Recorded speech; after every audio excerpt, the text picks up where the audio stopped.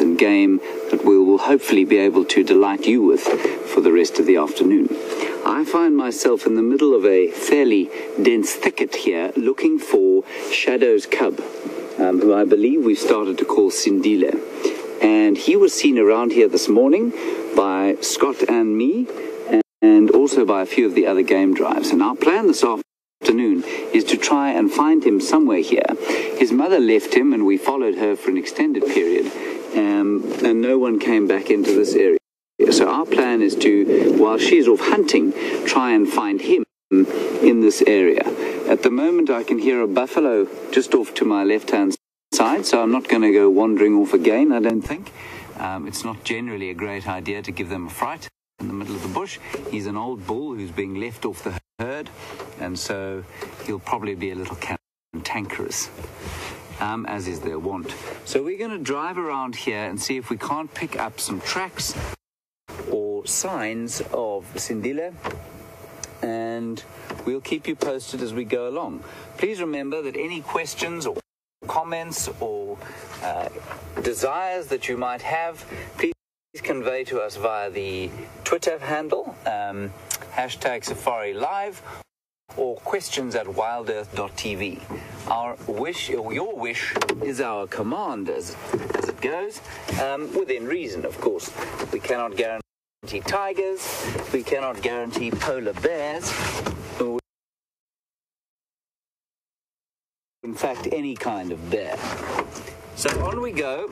We're going to bumble through this fairly thick bush for the next little while and see if we can't pick up Sindile. There has been a herd of buffalo that's moved through here, and so he may have been chased off a little bit further than where he'd have wanted to go. He may be in a tree having escaped them, but more than likely he's lying in some deep shade or perhaps on a termite mound, just keeping an eye out for possible threats. All right, on we go. I seem to have lost my hearing device. There we go. Now you can talk to me to your heart's content, and I will attempt to answer any questions you have or adhere to any comments.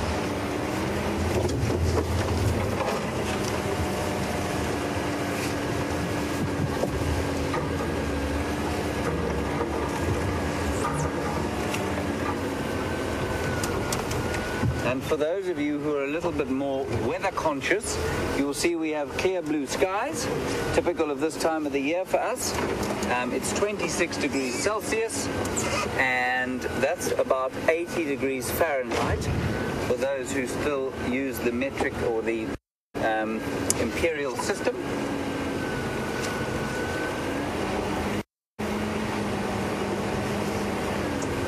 I suspect that he has probably headed down towards the drainage line where there was more cover. Because you can see, well, maybe you can't, but you might be able to see the grass has been flattened a bit by a big herd of buffalo. There were probably about 100 to 150 animals there.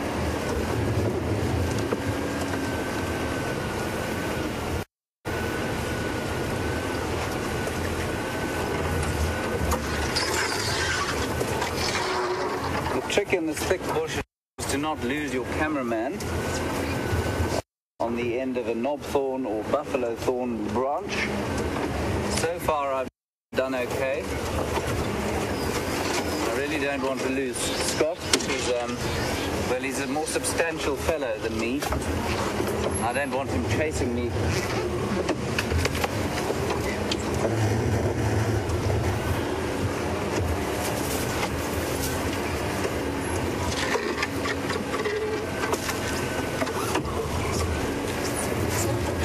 Unplug your earpiece, I can fix it for you quickly. It's caught. Good. There you go. A bit of march. Teamwork.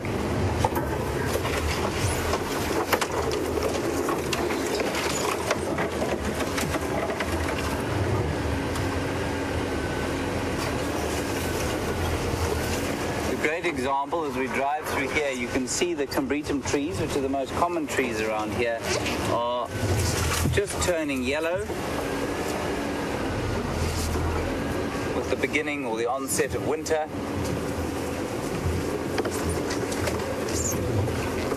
And some of the trees have already lost all their leaves, like the marulas. There's one there.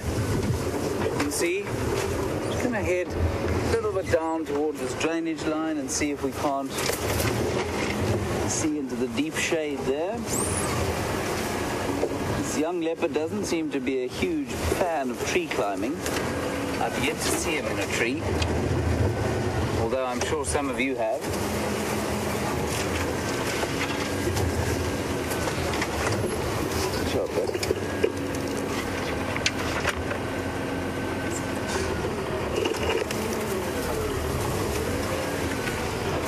To do now is cross over to Brent. As you know, he was following the lions this morning. I'm not sure where he is now, if he's managed to find them, but let's just go and find out, and then when we cross back to me, we'll be have a bit of a clearer picture as to where we're going. See you just now.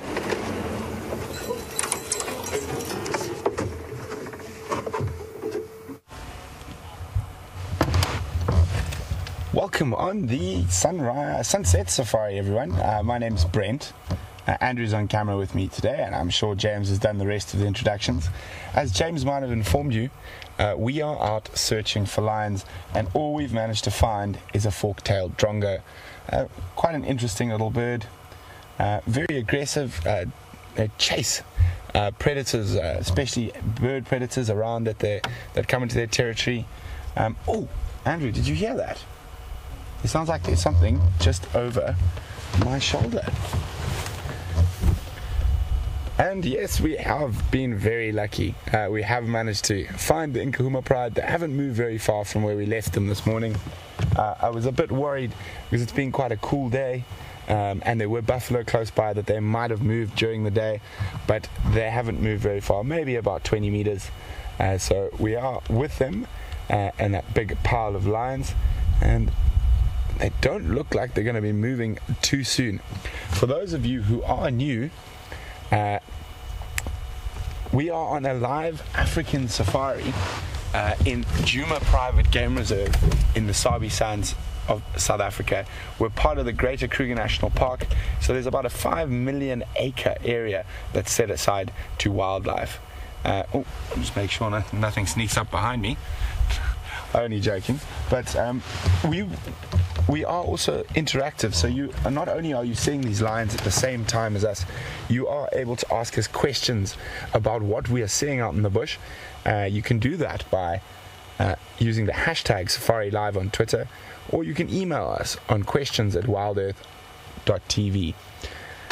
So we are definitely going to stay around with these lions this afternoon. They are quite hungry, and they were showing interest in different things this morning while we were following them on the sunrise safari, and it's a possibility they are hungry enough that they might start moving a little bit earlier than they would normally. It has been a warm winter's day, but still cool compared to the summer, so there is a possibility they might start moving earlier today. But we're very happy that we've been able to find them, and they haven't moved too far. So all 8 members of the pride are here at the moment, the majority being in this cluster of lions lying right next to us. There are 1, 2, 3, 4, 5, well, how many there? 6 in this little cluster, and 2 lying off in the background. You can see one with her head up doing a bit of grooming, and another who is a very flat cat to the left of that. So what they've done and would have done with the shade is they would have constantly moved during the day to follow the shade as it moved around the bush, and as you can see, the sun is starting to catch up with them again, so that could incite them to move, or just move a meter or 2 and flop down in the shade again. We're just going to move the vehicle slightly around to give you guys a bit of a different angle.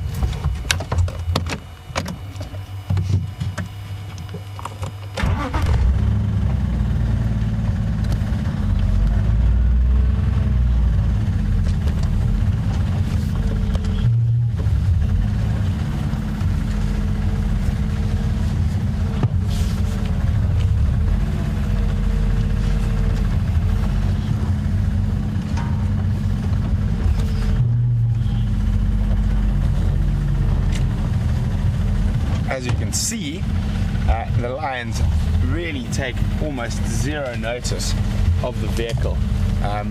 Most of these lions will have grown up with cars from when they were cubs. So although we are theoretically interfering, you can see a little bit of a fright as I drove over a branch there, but they didn't get up, run away or move at all. And also with our vehicles, we've got that big or long aerial antenna that's behind us, and sometimes they tend to watch it, and that's what's sending the signal out to you guys all over the world. So they do sometimes get a bit confused by this long pole coming out of the back of an open vehicle, but as you can see now, they've gone pretty much back to the way they were. Oh, isn't that interesting? Definitely not from them, but just off to the left of this lioness closest to us, Andrew. I'm pretty sure that's not fresh, but there is a male Impala skull. Very difficult to say what that was from, but it is quite old. But they are lying. Oops, sorry, I just heard something in the distance there. Sounded like elephants, but very far away.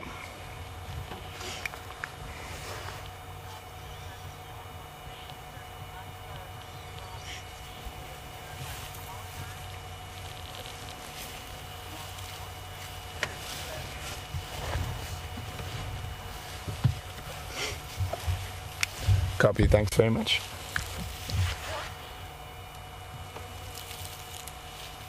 So I just got a message from Scott and James, which could be quite exciting. That big herd of buffalo that was seen this morning has crossed.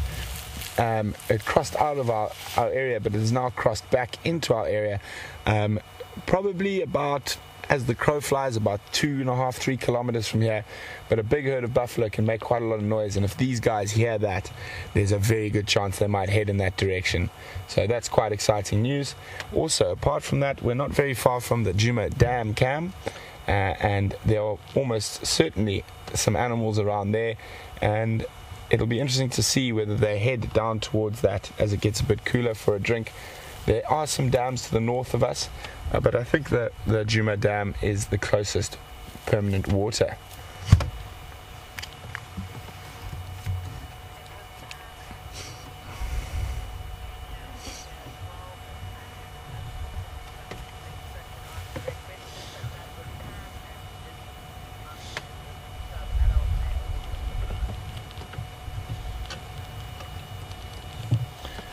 Now that doesn't look, that's quite a sight. I mean, fast asleep, legs out to the sky. They look very, very comfortable.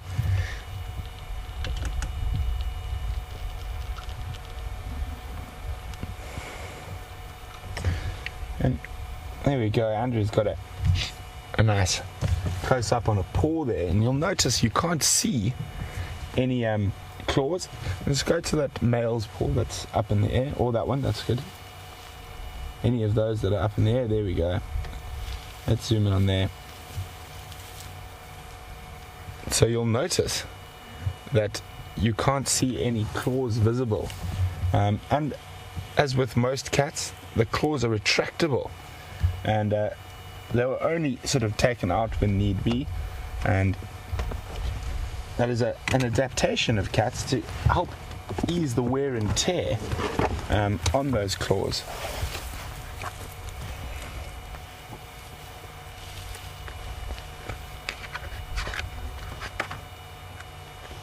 What I do, I've got quite an interesting image that I'm just going to find in my book here quickly for you, that will show you how a lion's claw works.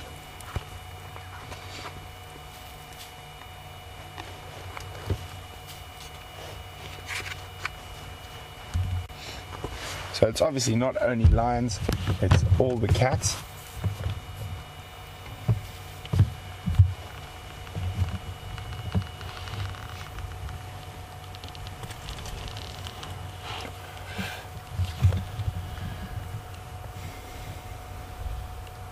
So there we go. Now you see, this is how the claw mechanisms work. When they are retracted, there is a little ligament here, and you can see how it folds in like that, and that little ligament becomes loose, so like a spring, and the claw retracts in. When the ligament is extended and tightened, you can see how it flicks out, sort of. So it goes from that to almost like that. So it's like straightening your finger. You can see the bend in the bone there, in the phalanges bones, in what would be the similar to our finger bones. And when that ligament straightens, you can see and flex, that whole shape of the paw even changes. You see how you've got the front pad, or the toe pad there, and then the main part of the back pad. And that's how we normally see the tracks when we're following them. But when they're extended, I mean, look at that massive gap, and that's where that ligament is in there, and that extends, so you can even see how the shape of a track would change when the lion's claws are extended. And this would only be when they were sort of either fighting or in full speed after a prey animal. But nice little visual there to give you a better idea of how a lion's claws work.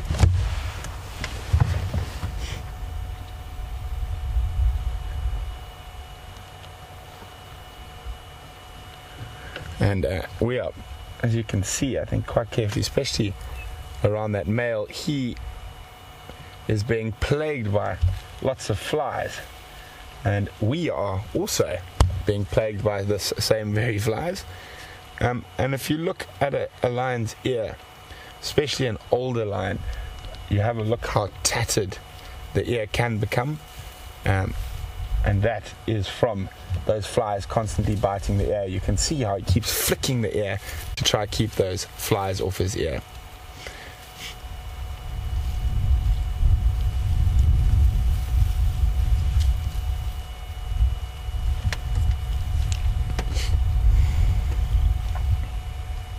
All the ears flicking.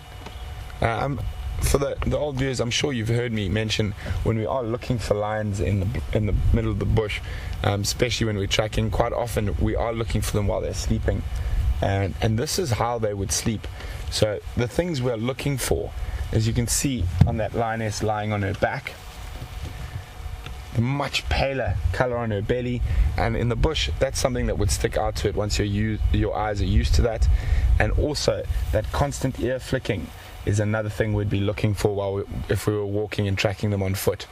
And then also, they're not doing it so much at the moment, but you do occasionally get a tail flick, and those are some of the very important things you look for when you're tracking on foot or walking lions on foot.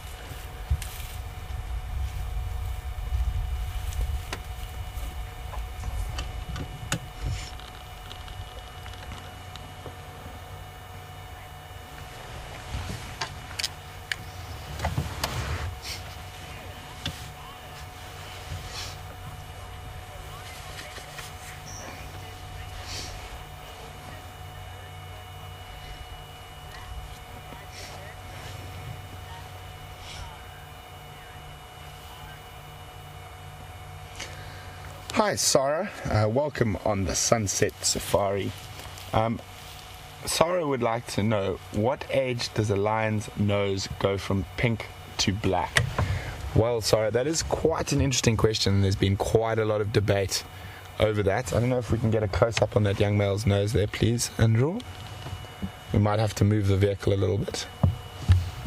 Can't really see from here. So I have seen adult male lions, 7-8 years old, that still have pink noses, and so I think it's not always the case that they change, but generally if it does change, it's going to be between the sort of 2 and 3 year old mark. But I have seen complete adult male and female lions that do still have pink noses or pink patches on their nose. I would not say it's a definite way to... there we go. And which one is that? That looks like one of the young females. Yeah, one of the young females who's probably just about a year and 2 or 3 months now. And you notice still very much a pink nose.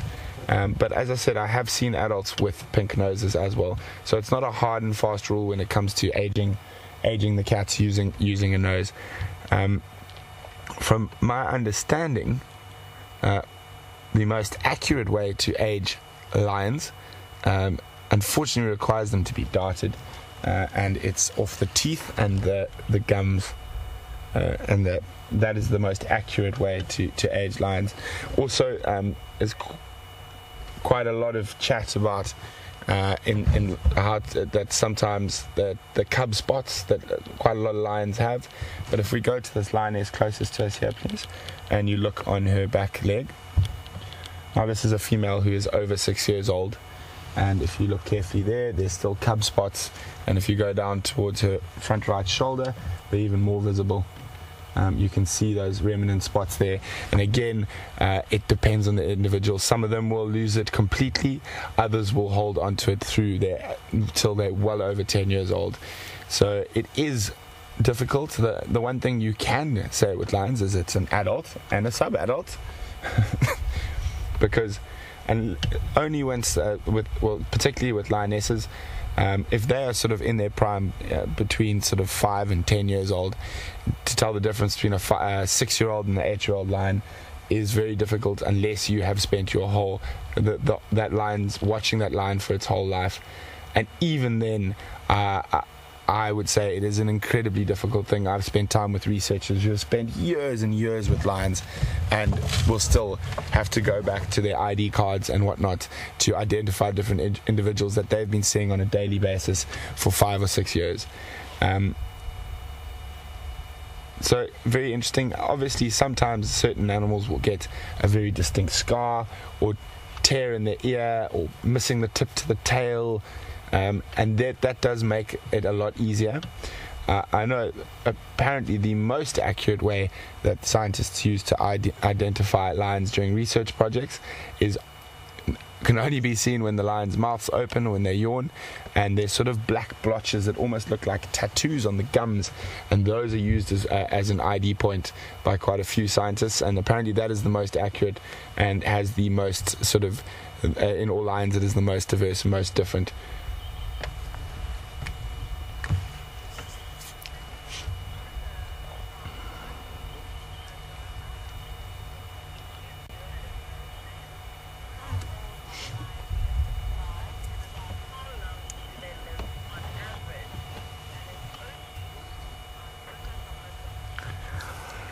Hi, Oki from Oklahoma, who is contacting us via Twitter this Sunset Safari.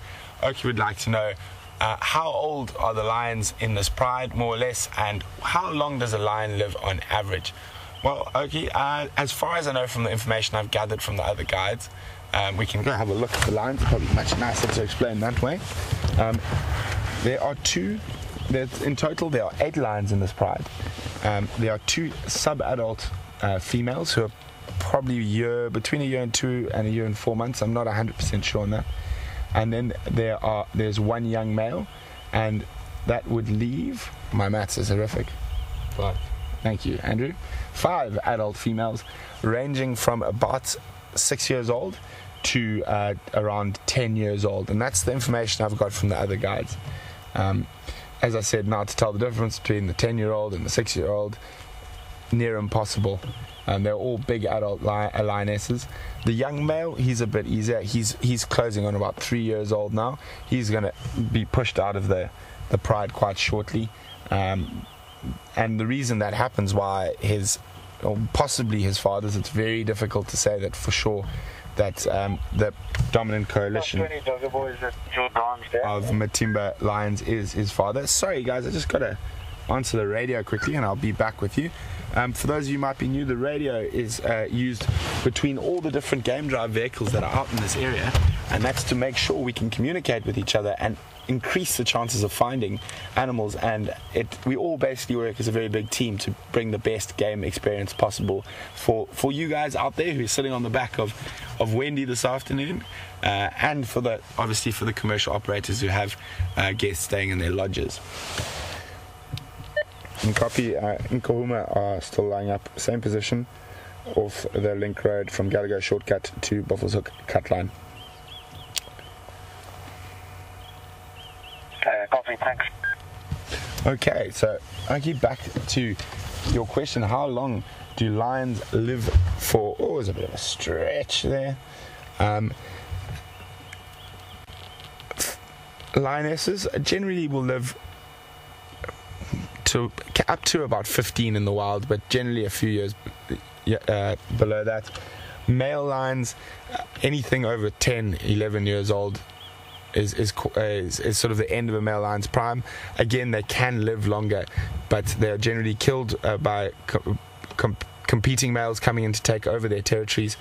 In captivity, I know lions can live over 20 years, but in the wild, it's very seldom to find a lion that's over 15 years old. Lionesses generally live a little bit longer than males because once the new males come in, they want to mate with the lionesses and sire the next generation. But the males, obviously, once they have passed their prime and they've been pushed out of their territory by new lions coming in, that is sort of a downward spiral, because pretty much everywhere around there's going to be other lions holding territory, so they will possibly sometimes live in between and on the edges of territories and on the peripheries of territories for a while. They either die from wounds sustained by fighting or actually get killed in the fights themselves.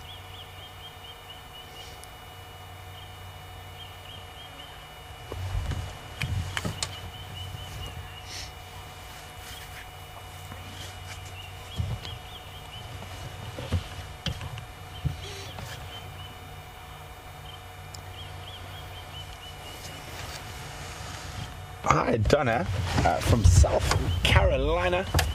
Welcome on the Sunset Safari, Donna. Donna would like to know whether these cats have eaten recently, or is it just hot, they're panting. We're going to go back and have a look at the lions now. If you have a look at the stomachs, they're not actually breathing that heavily, Donna. They have eaten, but probably not in the last 2 days. They're not starving, but they definitely could do with a meal. I mean, if they had eaten very recently, you would see that they would be panting much heavier and their stomachs would be going constantly. And that digestive processes can cause quite a lot of heat. They are unable to sweat like us, so they cool down by breathing heavily and bringing air over their tongue where there's a lot of capillaries or blood vessels, and that air cools down those blood vessels on their tongue and their mouth, the same as a domestic dog or cat would do.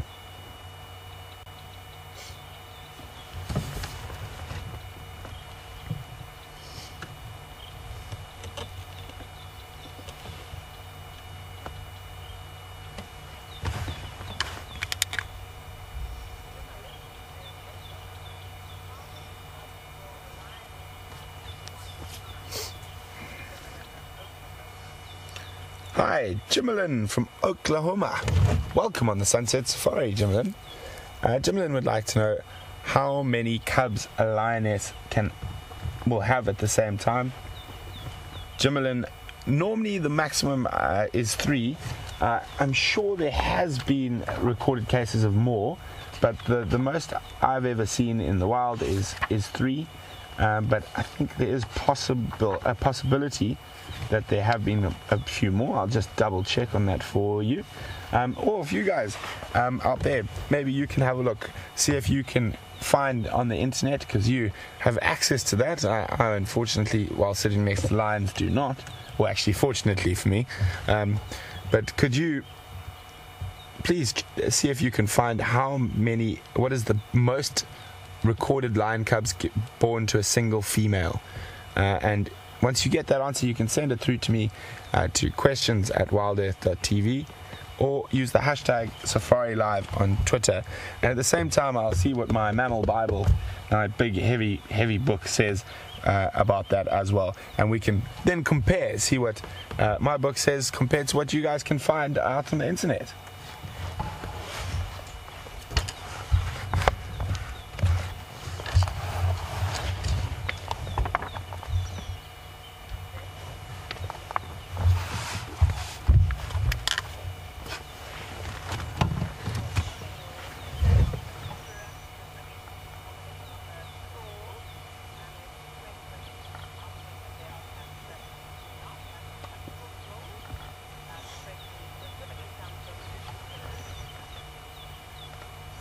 So I just had a feedback that you guys enjoyed the little lecture on cat claws, and there's a bit of a discussion going on, started by Ginny, to whether there is a cat that has non-retractable claws.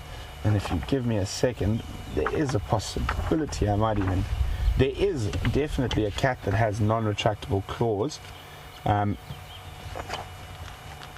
and it is the cheetah. And quite interestingly, if we look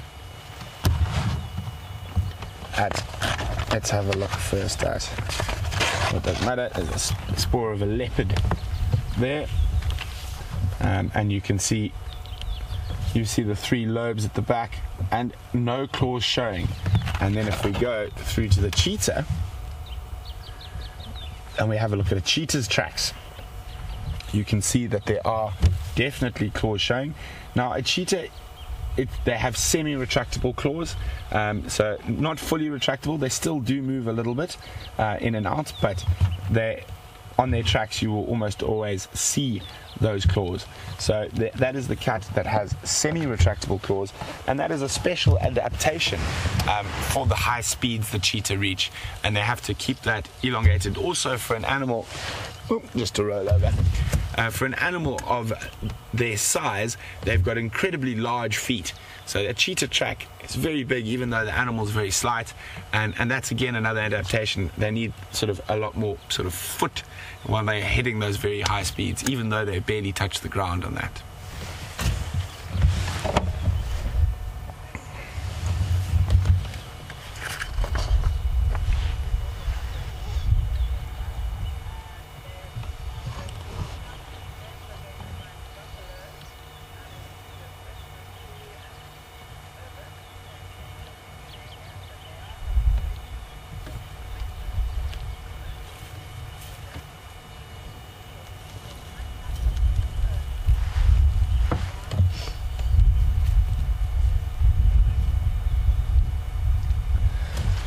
Hi, Swoop.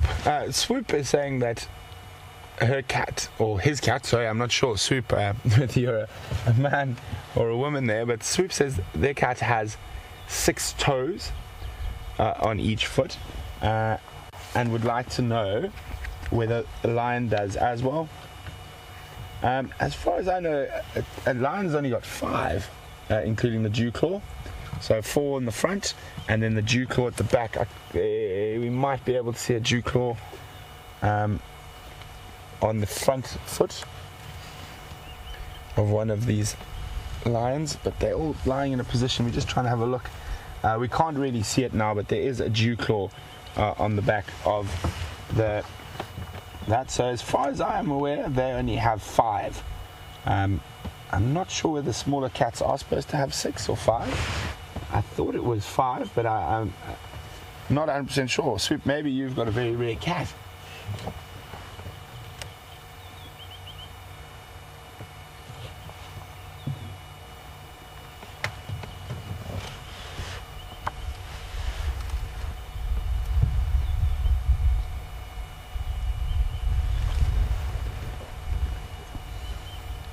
So I'm just giving you 1 second. I'm just having a look at something in the book here quickly about how many. There we go. How many litters, well, the largest litter recorded is. So I'll wait till we get a few answers from you guys to see, and I've got my highest record out of my mammal Bible. See if that coincides with what you guys can find out there on the internet.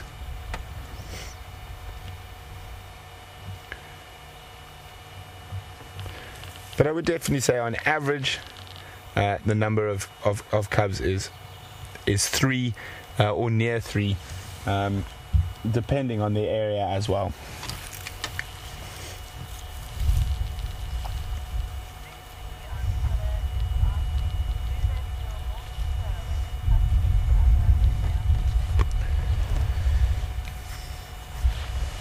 Hi Lucy, welcome on the Sunset Safari. Lucy would like to know, do the lions feel more secure when they are touching each other when they're sleeping? Lucy, yes they do. And this is a very important part of a social animal's behavior. A lot of that touching is to reaffirm the bonds between the pride. And obviously, if the pride has strong bonds, it's got a better chance of being a successful pride. And a lot of that is due to the fact with lions. Oh, let's have a look. There's not much going on. That is to do with the fact that the lions are, when they feed, they fight and they scratch and they bite and they really beat each other up. And often a lot of the scars and cuts and stuff you'll see on a lion, or if it's got a swollen eye, is all from feeding.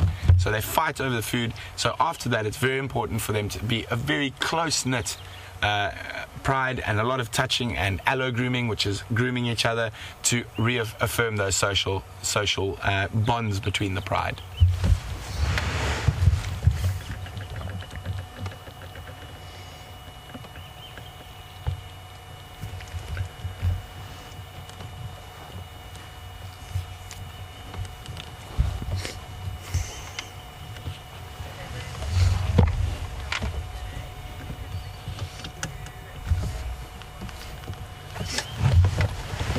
So guys, while we're sitting here with these very flat cats, we're going to cross across to James and Scott, see what they've been up to.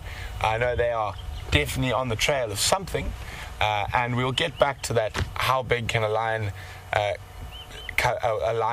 lioness's litter be when we come back? Because we're not going anywhere, just in case these cats get up and start moving. So we'll see you a little bit later, and have fun with Scott and James.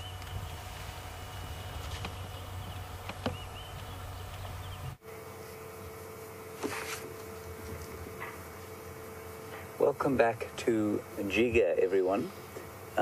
We have thus far failed in our quest to find the leopard, but what we have found instead, for your edification and entertainment, is a tree squirrel perched in the end of a knobthorn tree, where the thorns would tear the hands of you or I or any other mortal to pieces, and that little squirrel has managed to climb all the way to the top. And the reason we arrested our movement here was because the squirrel was alarm calling at something down in the ground. We're not sure what it was. We couldn't see anything. There's a little bit of movement in the bush off to the right-hand side of where you can see that little rodent. And we'll go and have a look there now. But we've sort of given up on chasing Sindile for now, mainly because he is probably in some quite thick bush, and apart from the fact that we would damage the vehicle, you'll probably find that we'll damage too much of the bush looking for him. We don't mind pushing over the odd tree if we are looking for or following an animal. The bush tends to recover very quickly, and studies have shown in areas where there isn't off-road driving that our machinations and our movements in the off-road here have very little effect on the actual ecology of an area. That said, we don't want to bash trees over unnecessarily, so we're going to wait for a little while and then see if we can't pick up some further tracks on the roads, and we'll just potter around here. I'm just going to go and look at that noise there and find out what it is. It probably is just a bunch of little francolins knocking about, fossicking for food.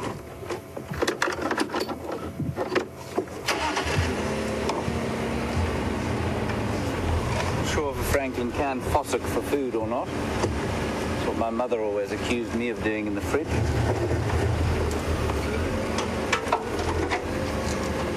An Impala crossing the road.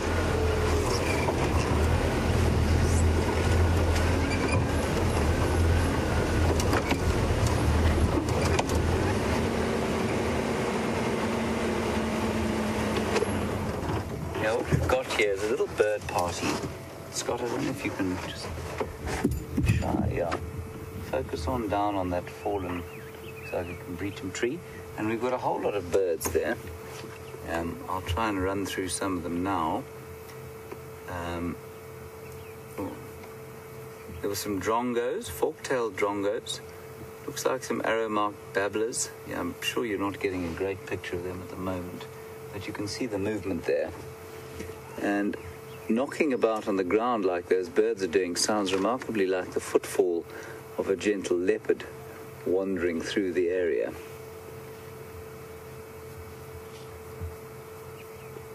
Yeah, arrow-marked babblers. And that's one there in picture, I think. So, before you all fall asleep, we're going to reverse out of here, back down the road, and see if we can't pick up tracks of Shadow. This was the road that we saw her sort of crossing before we left her this morning, and we'll see if she isn't still around there. Otherwise, we will find something else magnificent and interesting to tell you.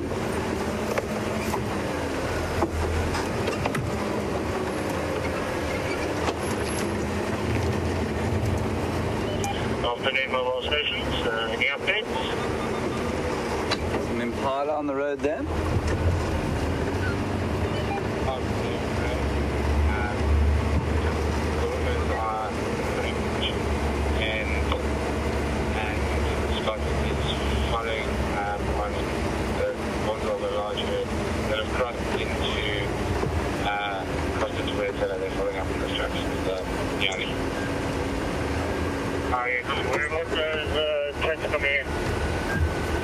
Tracks of the buffalo herd seem to cross then into some meaning at One Eye Town Road.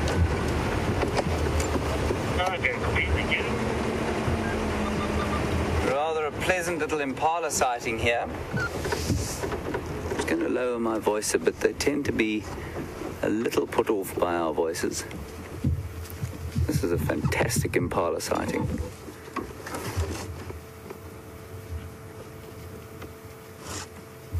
A whole bevy. Now this would be a nursery herd, and unfortunately, I don't know if you can see the male there. He's there. Oh, just to my right. Yeah, there we go. Hold on, Scott. He's knocking about underneath that knobthorn tree, and he is in fact wasting his time.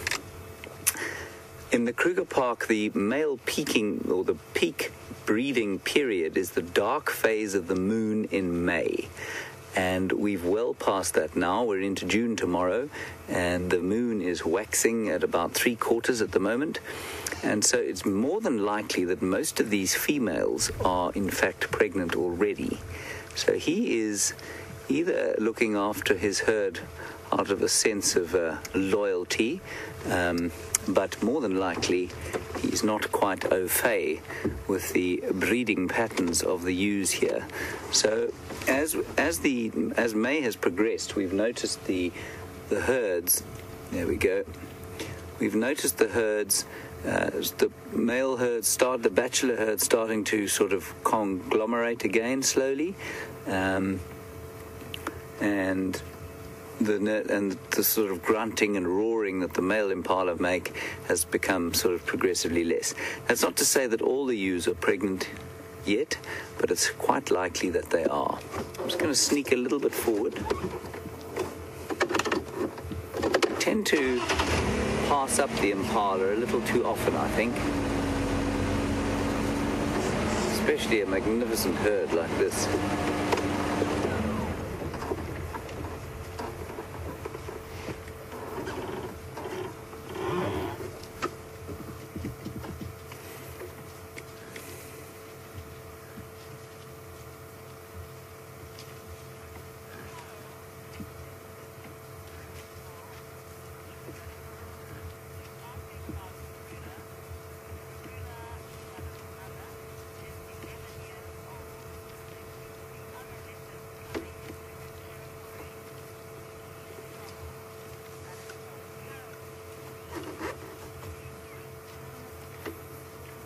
Carol, thank you very much for your question and welcome to the afternoon drive. I think from what I understand, you're sitting in Louisville, Kentucky. Welcome from Kentucky. It's a slightly different environment to what you're used to. You want to know if Karula, being an 11-year-old leopard, is in trouble, I think was your word, because she's getting on a bit and may lose her territory. I would say at 11 she's pretty much okay for now. At 13 she's going to start losing condition quite fast, and then she would be sort of under more threat, and would probably have to then keep a lower profile and could well be sort of usurped from her territory. females often set up territories near their mothers, and their daughters therefore near their mothers. And so it's unlikely that so for a male, for example, the takeover of a territory is likely to be a far more aggressive affair, because normally males will move away from their natal territories.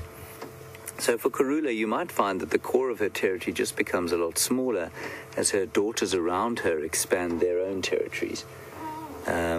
But it's difficult to say. But I'd say she's probably got another 2 years of territory of a similar size. In this area, they tend to be about 150 hectares or 15 square kilometers. And that will probably start to shrink slowly now.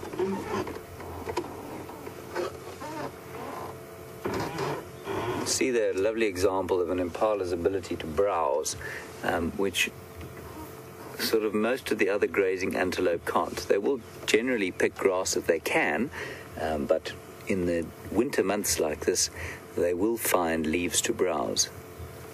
And sneak a little bit forward.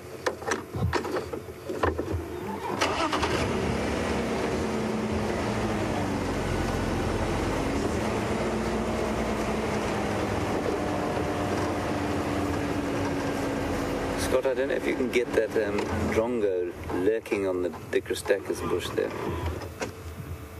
Shot. Well done. So that's the fork-tailed drongo. We get 2 drongos in this area, or in South Africa, and the other is the square-tailed one, but you can see this one's got a very distinct forked tail. And the drongos and starlings and other insect-eating birds love to follow herds of impala because of the invertebrates that they kick out of the ground, especially in winter when there's not so many flying insects and things. They like to follow the herds where they can pick up the odd larva or fly or beetle that gets disturbed by the hooves of this herd of impala. You can see already that the male is relaxing a bit. He is still marking territory. You saw that rubbing his orbital gland there on a bush and keeping a territory, but you will find that he will start to relax and his testosterone levels will start to drop now that the dark phase of the moon in May is over and the female's estrus periods are coming to an end.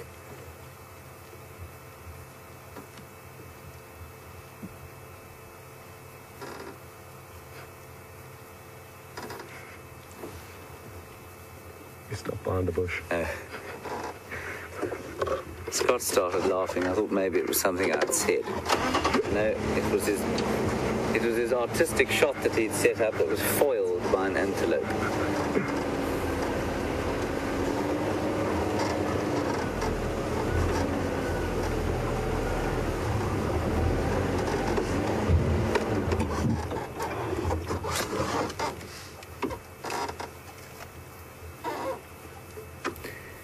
Ginny on Twitter, thank you for making use of the Twitterverse. I like to use the word Twitterverse, I'm not sure why. You want to know if they give birth now, at least not give birth now, if they conceive now, when will they give birth? The gestation period is about 6.5 months, and what they try and do, and what they've evolved to do over time, is to flood the market with youngsters as the first rains come. And normally we tend to think of the first rains as coming end of September or even October, but normally they actually come around the end of November or middle of November. So the first rains come, there's a flush of beautiful green fresh grass, and then they will drop their lambs, and they all drop off. I mean, this herd will probably, the females that are pregnant will drop their lambs most of them within a week, and the rest probably within 2 weeks of that. So there's an enormous peak in birthing period, and they flood the market with little babies, many of whom sadly will not, well, sadly for them, happily for the predators, will not make it through the first year, about 50% probably. But the rest, because they flood the market, the rest have a very good chance of surviving.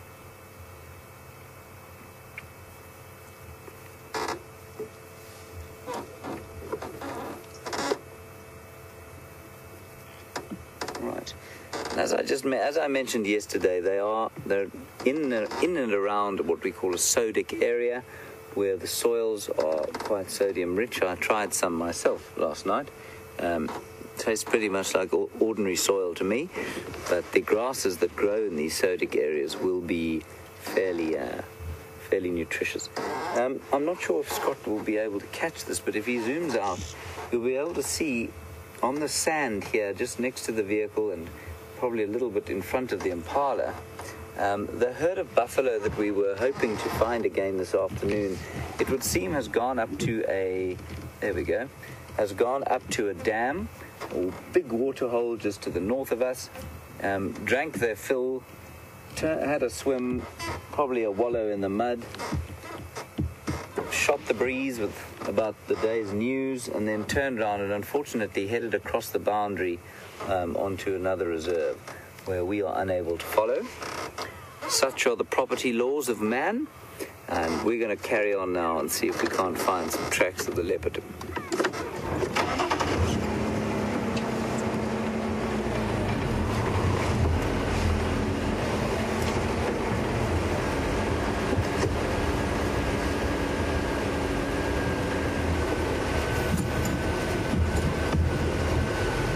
So this is roundabout where we saw Shadow this morning, in the thick bush there.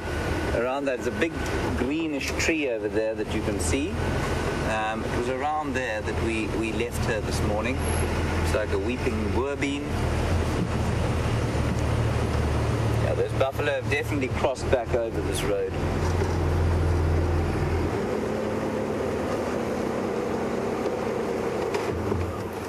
Ever since I've got here, I've been hoping to find a leopard lurking in one of those beautiful brown ivory trees.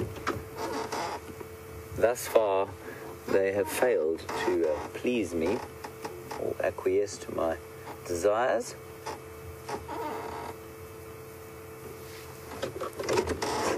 Sorry, that's a scotia tree, I think I said.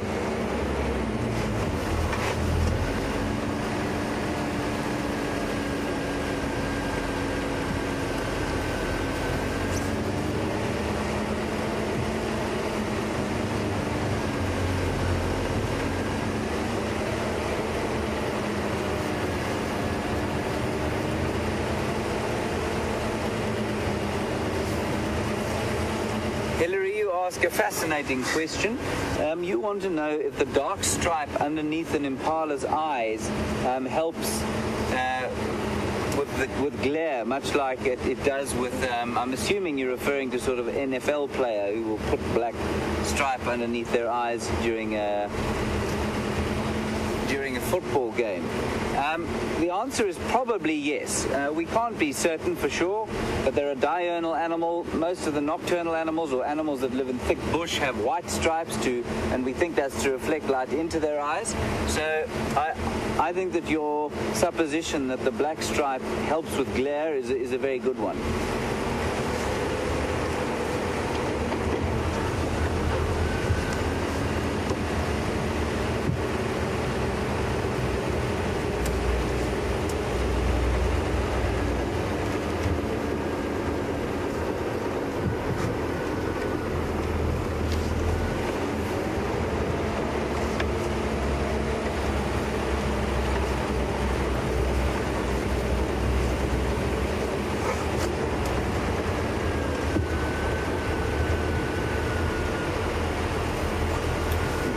On Twitter from Ohio, another great question. Thank you very much for it. We really do like to interact with you there over the World Wide Web via the satellites and all manner of other technology that my brain is not nimble enough to comprehend. You want to know, is there only one male to a herd of Impala? The answer is the answer is not yes or no. What the males will try and do, sort of leading up to this period of the mating, is to exclude other males. So the big bull rams will chase off the others, and they will try and monopolize breeding chances. And in that case, you will often see, like we did there, one adult ram, a couple of young rams in that herd, and then a whole lot of ewes. But in the off season, when the testosterone levels are down and none of the females are in estrus, then you'll find that the rams congregate together in bachelor herds. But what you do find at the sort of intervening period is if you're not a fully grown ram, but you'd still quite like a mating opportunity, what you do is if you hang out on the fringes of the herd, and when the time comes and the ewes become receptive to mating, you'll nip in, mate quickly, and nip out again. It's an extremely speedy process. I've seen it once. It takes roughly, I'd say, 2 to 3 seconds for the mating to begin and end. And so that will happen from time to time.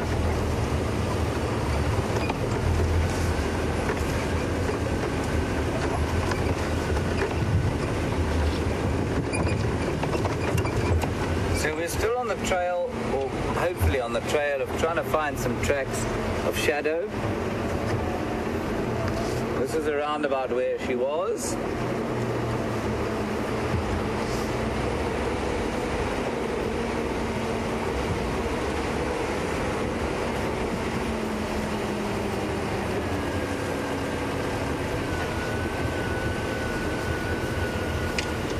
Now, Wendy, in Florida, you have asked a question that I believe has been the subject of which has been the source of some of the greatest mistruths ever spoken by guides to their unsuspecting guests from abroad. And the myth is that an impala can delay its birth and give birth later on than it would. So, for example, if the rains are late, they'll give birth only when they come, so they'll delay birth. The answer is, biologically, that is simply can't be possible, because it would mean that the fetus would either stop growing or become so large that it would then be impossible to be born. And I think the misnomer comes mainly, or the misconception comes mainly, from the fact that there is actually a second impala breeding season. It's a very short one, and it happens in September. And the birth of that little mating season is in February.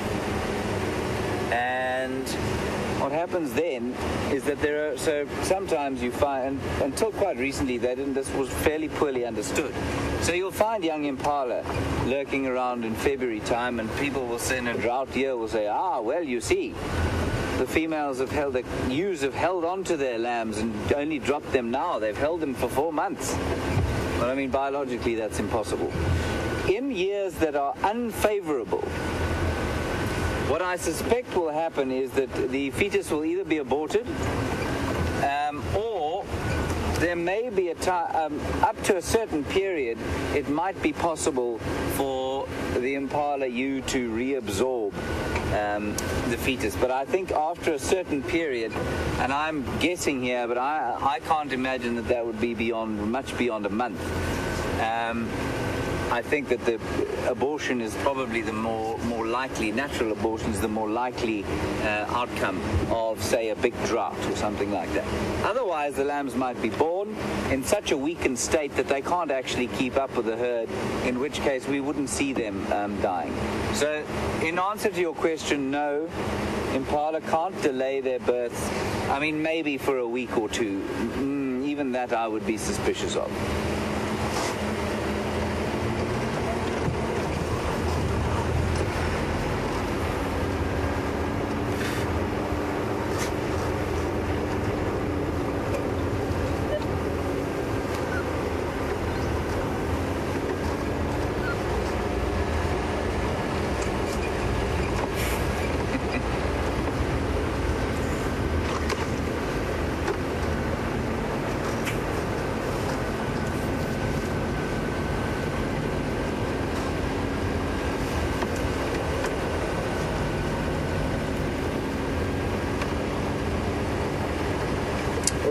Circumnavigated the entire area where the leopard was seen this morning.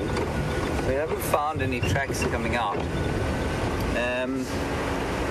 Back to the access and out. We could take the power line road onto Brent access. Yeah, let's do that. Just consulting with Scott, who's been here longer than I have, and therefore has greater knowledge of movements and tracks. And we're going to head on to the major road where we'll find some better soil for tracks, and just check if she didn't come through this area here. Keep looking in the trees.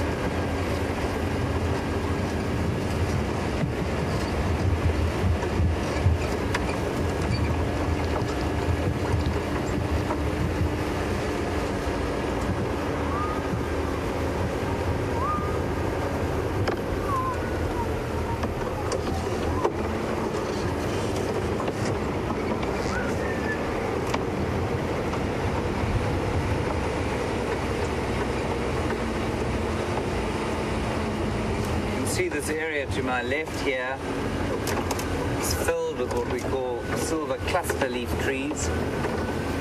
Very beautiful trees that maintain their leaves quite a lot of the winter.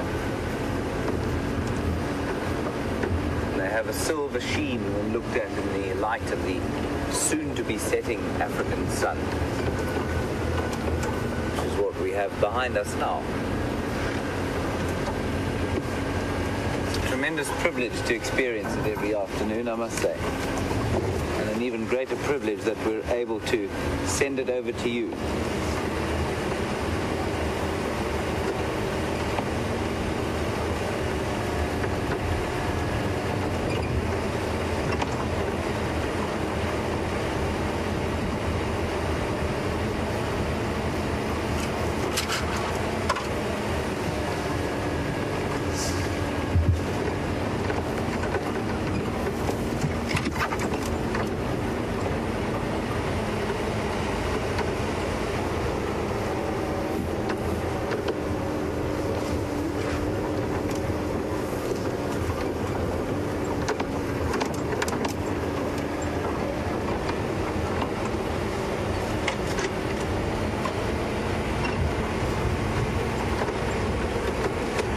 Too good an opportunity to miss here.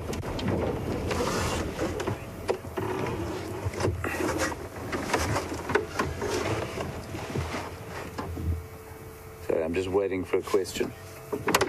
Okay. I'm just going to climb this termite mound, mainly because I just want to climb this termite mound.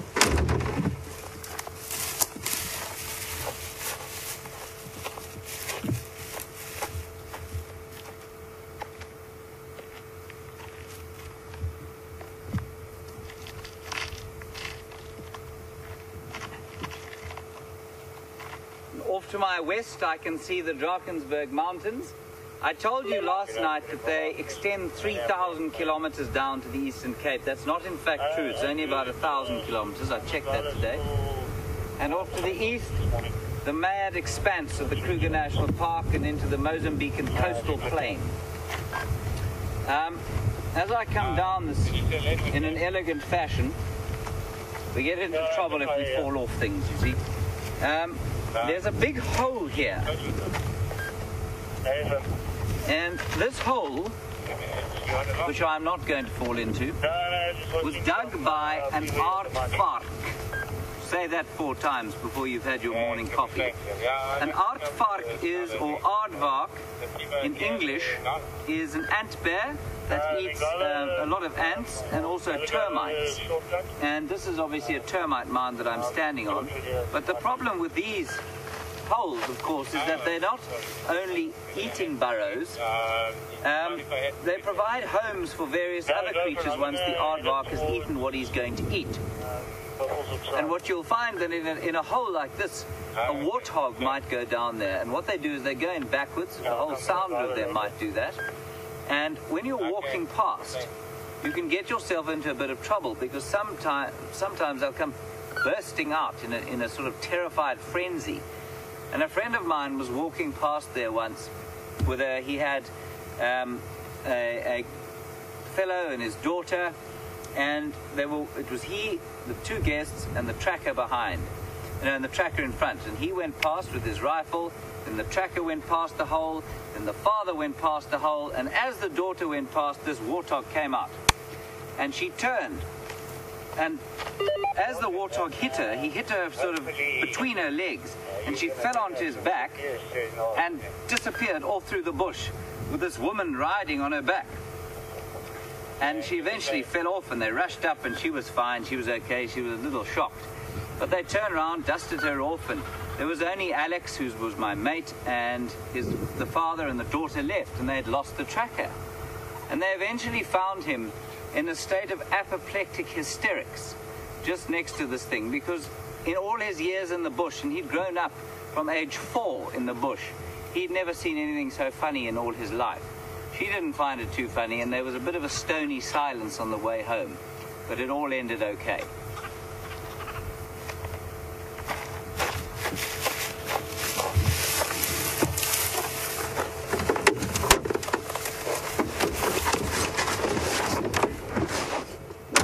Right, on we press, questing for the leopard, or anything else.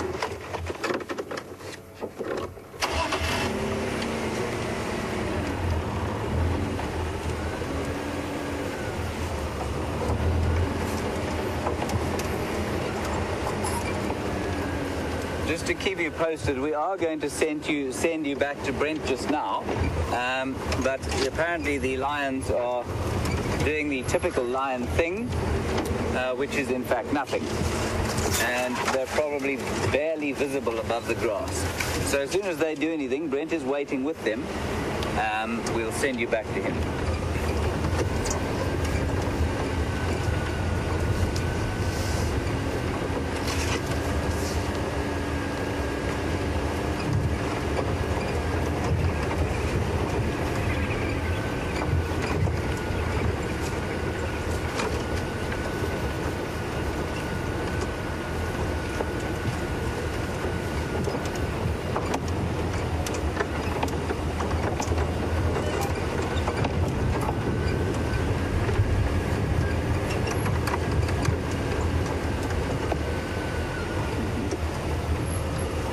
Turn in here. Sorry, can you try and get this acacia tree? Sorry, I'm going to go back.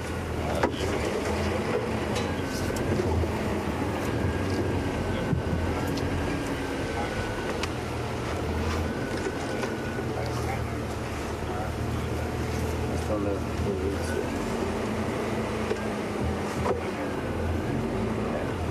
I've got a question from Kay, which I'm going to try and answer now. Kay, will you just put the kettle on? I'll be back with you in a second. I just want to quickly show you this tree here. You can see there that it's been pushed over, but how that piece of well, you will see it now.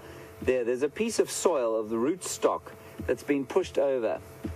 And I've spoken quite a lot in the last few days about how everything out here has evolved to deal with the various predatory pressure that it feels. Now, the tree that Scott just showed you is in fact the same tree as the one that's been pushed over there. And what it's done is that the roots have simply changed direction and grown down, and the branches, that's not the main trunk is lying on the ground in front of that. And that secondary branch has now become the main trunk, and it's now growing as it sort of would have normally. Now then, I'm willing to bet, and I don't know this for sure, but I'm willing to bet that there are lots and lots of European trees that or North American trees, or any trees where elephants don't exist, where if you pushed them over, that would be the end of that. But because of the effects of elephants over millions of years in these areas, the trees have evolved incredible adaptations to survive when they're pushed over or ring-barked or whatever else happens to them.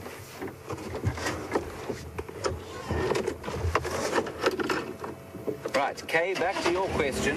You want to know what is the effect on fertilization of buffalo dung on the soil.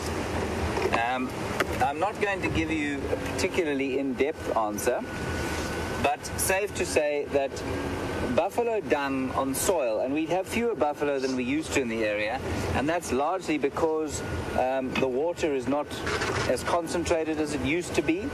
We've got water, you know, like I said the other day, every landowner's pumped his own water hole, and that tends to fragment the herds. And that's definitely resulted in fewer of them coming through here. But the dung of animals, and especially big herds of buffalo, and the effect that their hooves have on the ground is extremely important to the ecology of the area and to the sustainability and health of the grass sward.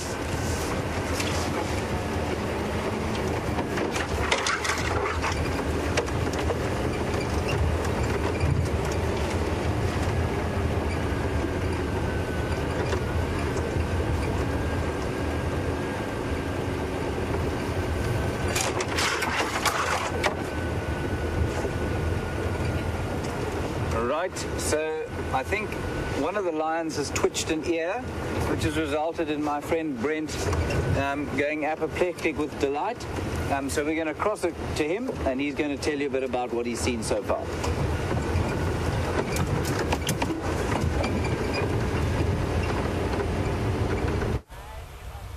Welcome back, guys. There's a bit of grooming and stuff going on, so we're going to definitely focus on the lions. There was a little bit of movement happening. It is getting cooler, so I'm hoping one lioness got up and went for her afternoon ablutions. There's a lot more stretching and movement going on around, so what I am hoping is that they might not get moving just yet, but they are in the process of it.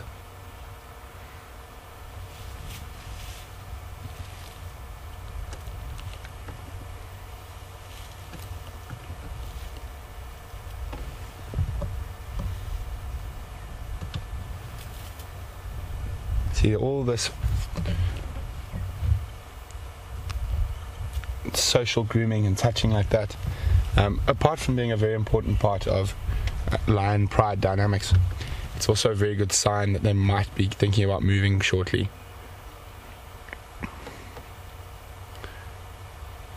Of course, they might just trick us all.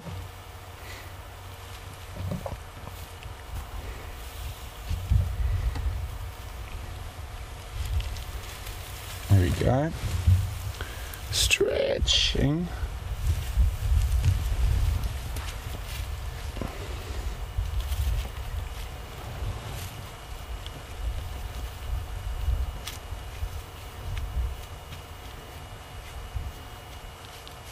I mean, look at those muscles.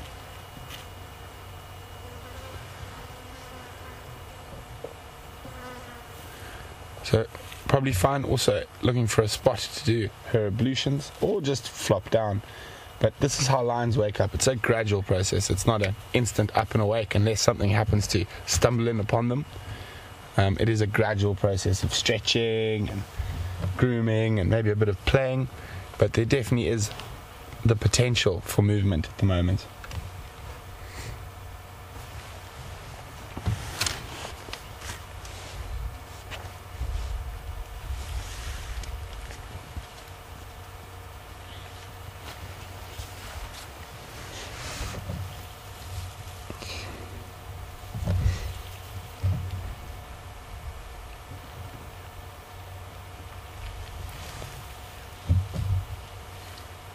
So for those of you who might have just joined in, you are sitting on the back of my safari vehicle on a live safari in Juma Private Game Reserve in South Africa.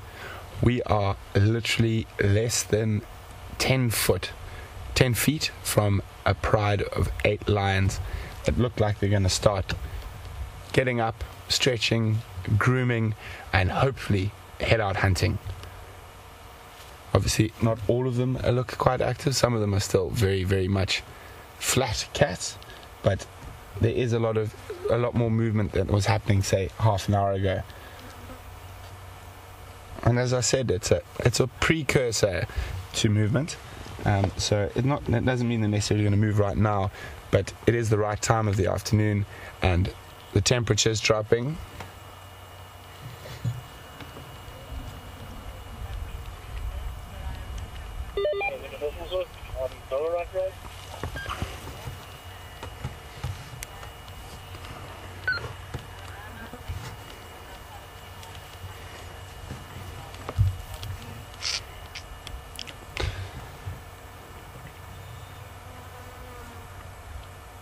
So back to that question I posed to you guys about the largest lion litters recorded. We had some very good answers and some really great response from everyone, but the first that came through was Susan and Jilly, who both referred to the same incident of a lioness in Zimbabwe giving birth to 8 in a litter, which is incredible.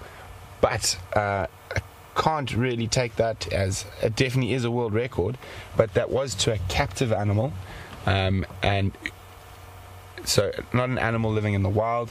Also, that animal from what Jilly sent through had been on birth control, and from what I know with birth control with wild cats or big cats, apart from it really affecting their estrogen cycles and stuff like that, and can also affect their behavior, it can create some very strange occurrences.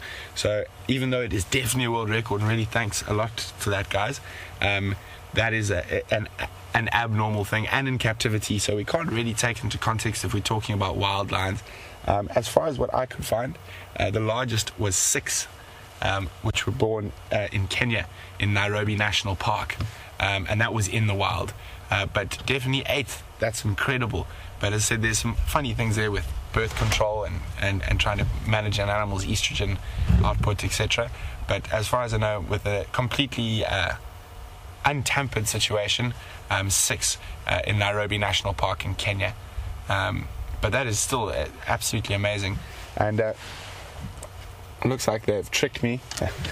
Got lots of flat cats sleeping next to me. There are still 2 off to the right that are moving from time to time. As you can see, the flies have decided to leave the lines and rather land on me.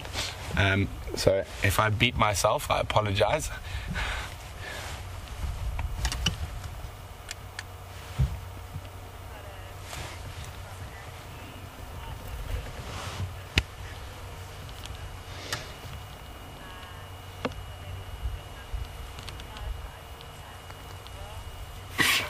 Oh, bless you.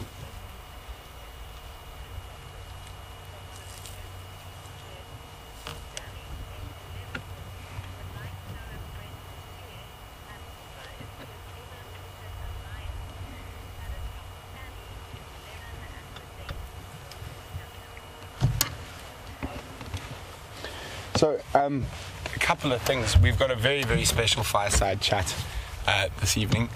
We got a really wonderful email from Angie, who's a cancer nurse at the Dayton's Children's Cancer Ward in Ohio, and so we're going to be taking quite a few questions from the kids who are in the ward today, and also tonight's fireside chat will be a special show. A part of that will be a special show just for them. So welcome everyone at Dayton. Thanks for joining us on this Sunset Safari. We're really, really, really happy to have you with us. We couldn't think of a better way to spend our Sunday than with you. And we've got a question from Sammy, who's 11 years old. Sammy would like to know, am I scared? And have I ever petted a lion? Well, Sammy, I'm not scared. I'm in a vehicle, and I'm very lucky. I've grown up in the bush, and I've got a lot of experience in terms of dealing with lions. I've walked into them on foot many times, and I see them quite often. I'm very lucky in what I do that I'm able to spend a lot of time with lions. So no, I'm not scared, but I still have a very, very big respect for lions, and I know where not to cross the boundary, so not to go too close, and on foot not to push them too much. The next question is whether I've petted a lion. Oh, it's a difficult one, Sammy. Generally, I would say you shouldn't pet lions, even the cubs and stuff that people have in zoos. What happens is it's a bit of a strange environment where they actually breed the lions just for the petting industry, and then they're sort of discarded afterwards when they get too big to pet.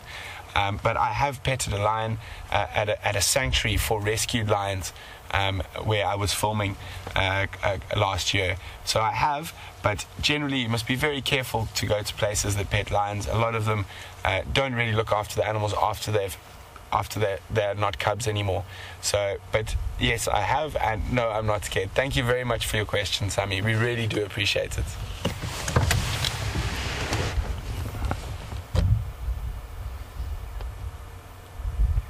Oh, there's a yawn. Another. Let's see. I'd say the temperature's probably dropped, degrees Celsius, about 3 or 4, maybe even 5 degrees since we first arrived.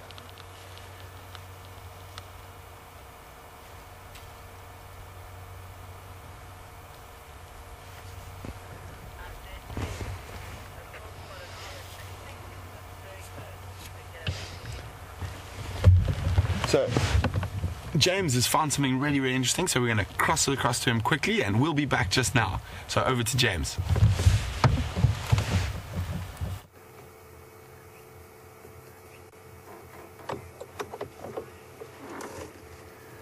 I'm very sorry to drag you away from the lions. Oh, but we had a little pearl-spotted owlet. I'm going to do the call and see. Sometimes they will come back. It's the most beautiful little owl.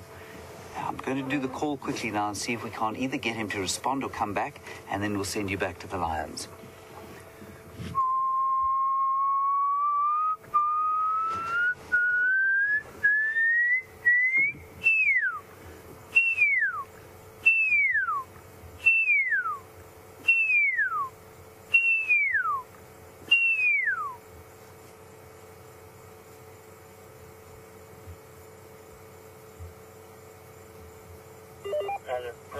No luck with that one. I'm going to try it once more, and then we'll send you back.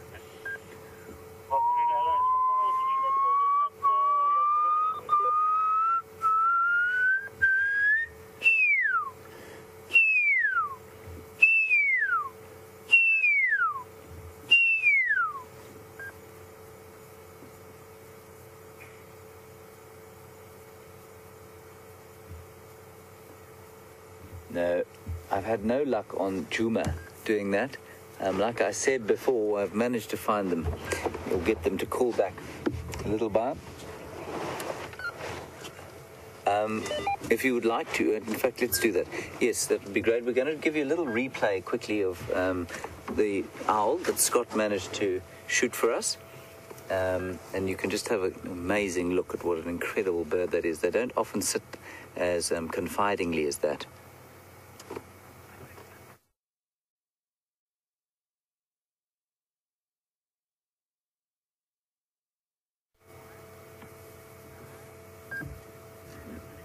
I'm going to start on you. So you saw the little pearl spots just down the front of the breast of the bird. And I mean, he's a tiny little thing. He's only about that big. And very aggressive little face. A diurnal owl, so active mainly during the day. And I've seen them catching a woodland kingfisher, which is about the same size, with a nasty beak like that. And that owl will take out a kingfisher like that. So, on we go. I'm not sure what Brent's up to at the moment. We're going to carry on here. We had reports of another herd of buffalo, so not the same one we were trying to find earlier today, which went off the property. We're going to carry on there, and while we're doing that, Brent has got some more lion excitement for you. We're going to cross back to him.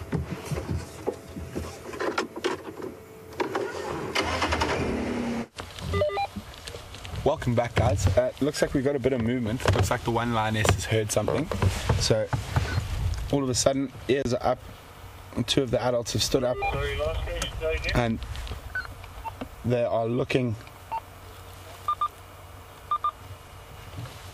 off to the north. And you can see all the heads have popped up all of a sudden.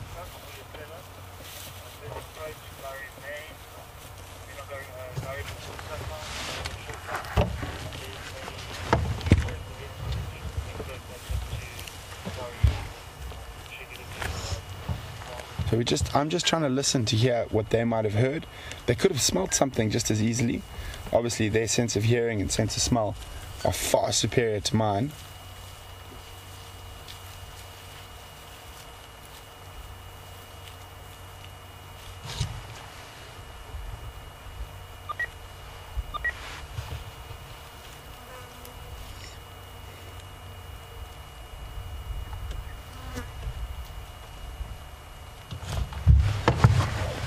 But it is the right time of the day for a bit of movement. They are quite hungry.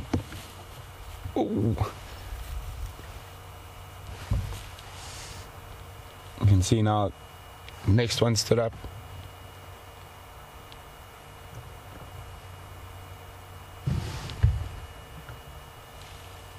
She's definitely not just walking, she's definitely showing a bit of intent.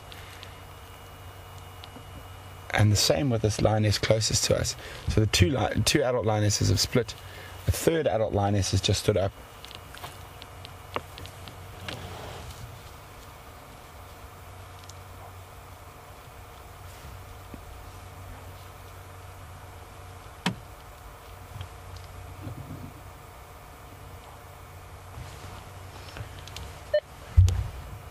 James coming.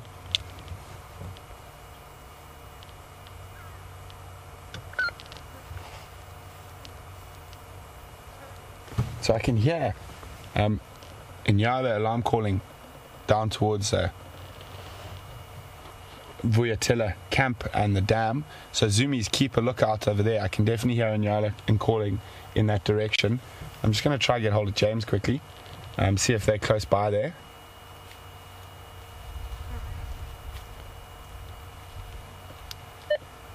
James, you copy?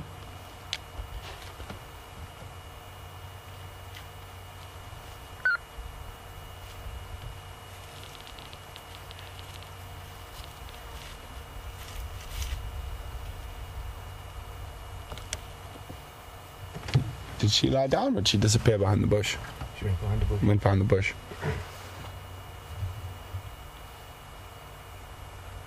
I can hear another game drive vehicle, but that's definitely not what they would have been interested in.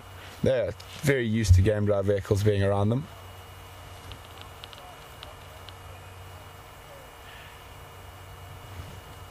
A couple of Gary on the eastern side of Termite.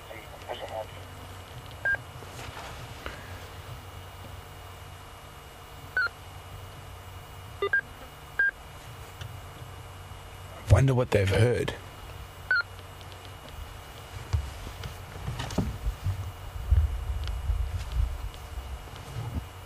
We're just going to stand by here till they start moving. If we're really lucky, something's just going to walk to us.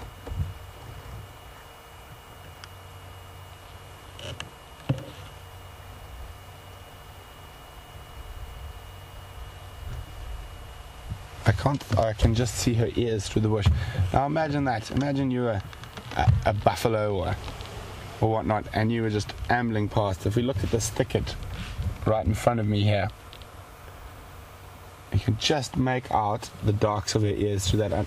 There we go. There she is. I mean, how's that for camouflage?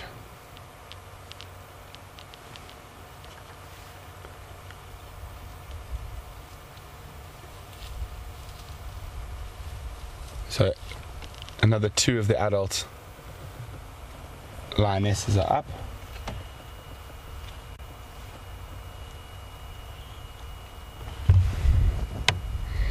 The wind is blowing straight into our faces, so it's possible they've smelt something.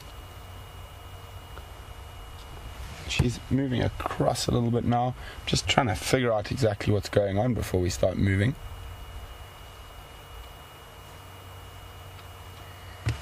Such wonderful afternoon light, and there's a yawn and a scratch.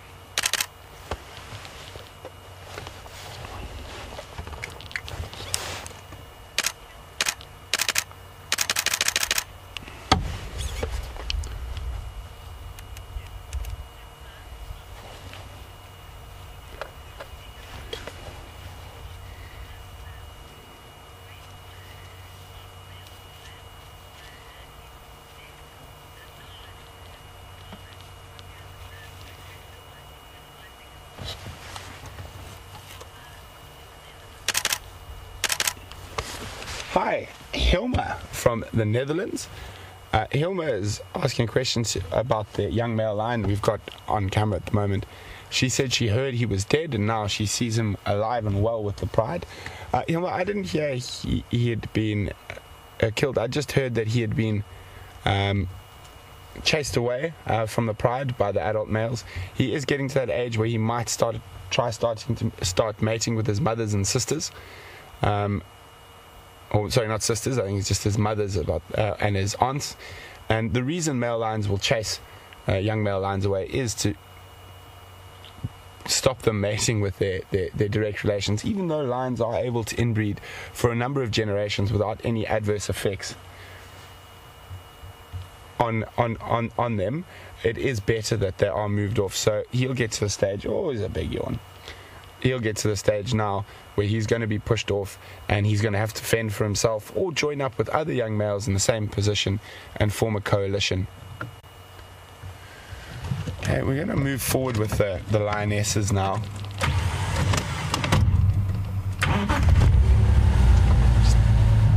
We can always come back here. I just want to have a look up ahead at the two who are right up in front, just so we're in the right spot if anything does start to go down.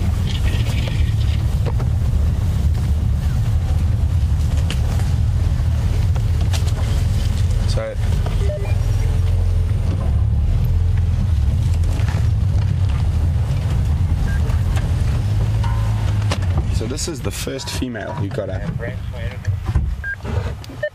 Standing by, Andrew. Sorry guys, I just need to let someone else know where we are. Are you still on lock with this good? Affirm. Okay, thanks. Cutting off yellow ship touch along that two tracks. So, how many more we got there?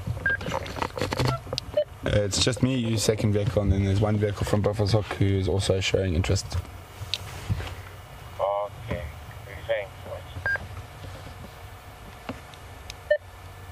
thanks. James, come in.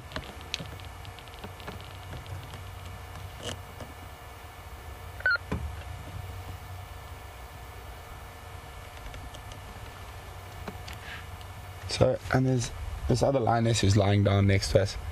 She's got up and followed this one who's gone first. Maybe they just smelled something or heard something. They're not that serious about sort of stalking at the moment, but there is definitely something about that's attracted their attention.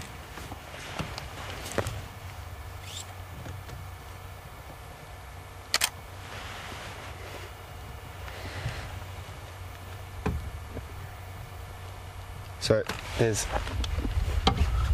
this lioness lying next to us here. There's this other one who's up in the front here. It was the first one to get up and start moving. And then there's a second one we can't actually see at the moment, which is in the thickets to the south of us. Somewhere around there. Maybe Andrew spotted her and I can't from where I am. It's a negative. Negative. Okay, well this one's on the move again. So I'm really wondering what they've heard. See, she's smelling the air.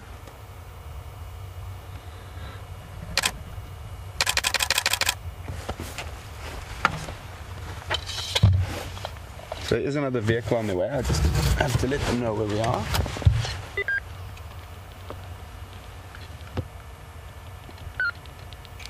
Andrew, do you have my visual? I can see you. Just look up towards the cut line.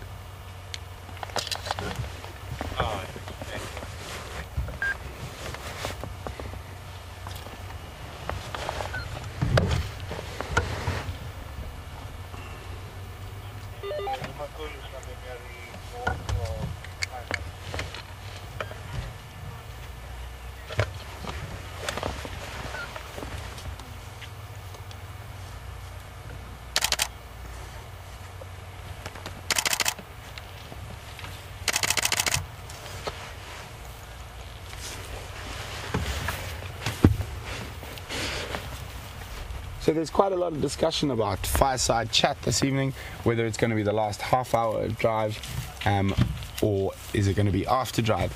Well, to be completely honest with you guys, for now it is scheduled for the last half an hour of drive as per normal now, but if the lions are on the hunt, obviously it will be postponed till after drive.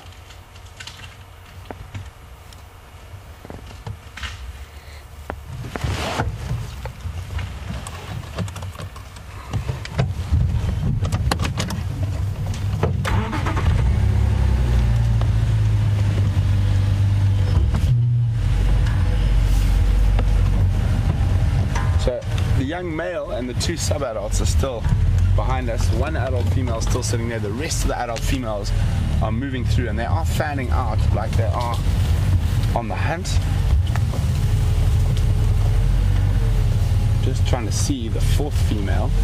So we've got 2 in front here, 1 to the left, and then I know there's a 4th one. There she is, off to our right.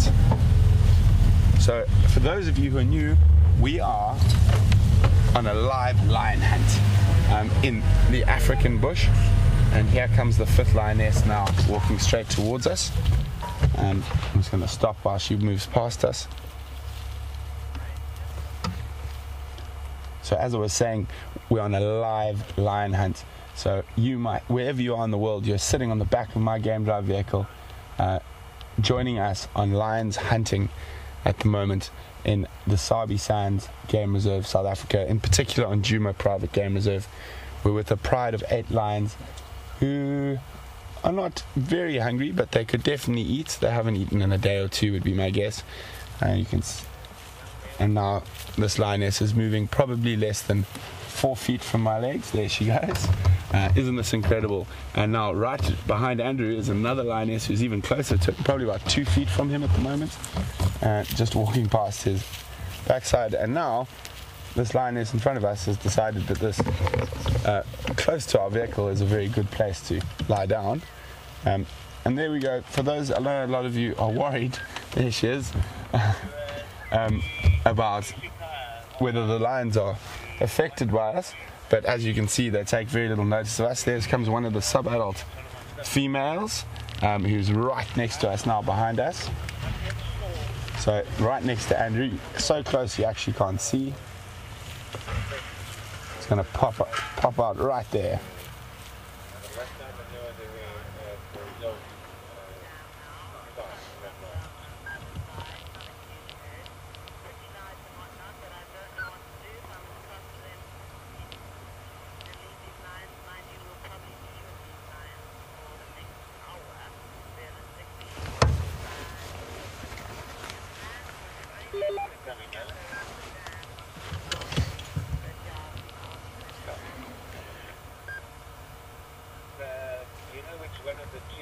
So, guys, while the lions have stopped and are listening now quite intently, I know James has got something quite interesting. We're just going to cross over to him quickly, and if these lions make any sudden movements, don't worry, we'll be crossing straight back to us. So we're just going to cross over to them very, very quickly, and then we'll be back while these lions sort of decide where they're going to go. Some of them are lying down again.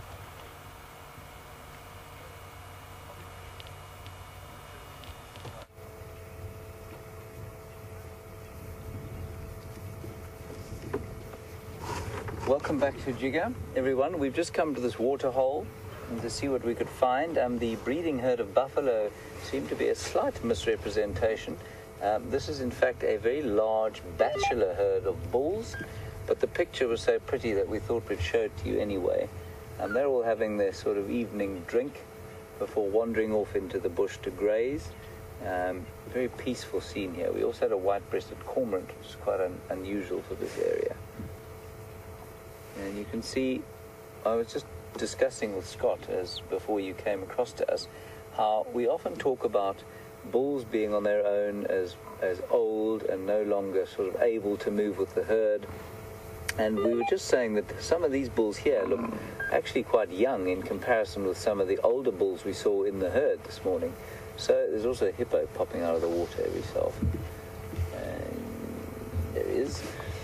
And so what we think is it's probably a far more fluid arrangement than we think it is. So if a herd comes through here, some of these bulls will join, and then some will stay behind when it moves off, especially if it's not if there are no females in estrus, or there are much bigger bulls in the herd that are monopolizing mating opportunities.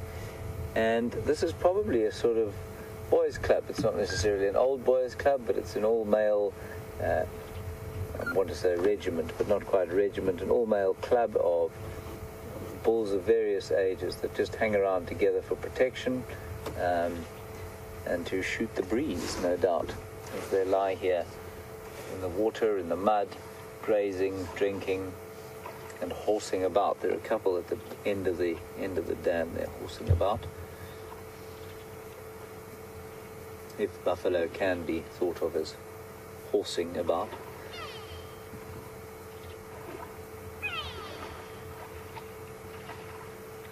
Lovely picture. You can see how the light has changed now. It's gone all gold as the sun begins to set.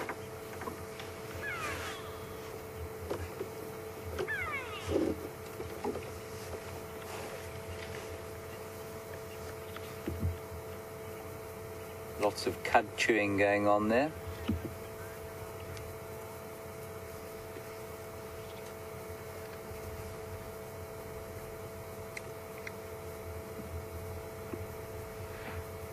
There's a tremendous sense of peace that I'm not sure you can pick up from where you're sitting. And I always get that sense of peace at the water in the evenings, especially when there are a few animals grazing. You heard those bulls making a noise there.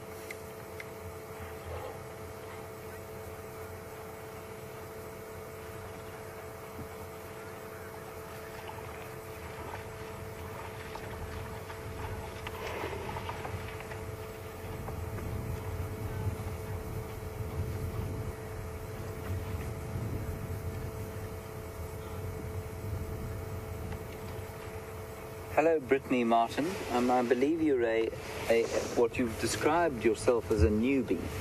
I'm not sure if that's particularly flattering to you, but you're quite a new viewer. And you welcome.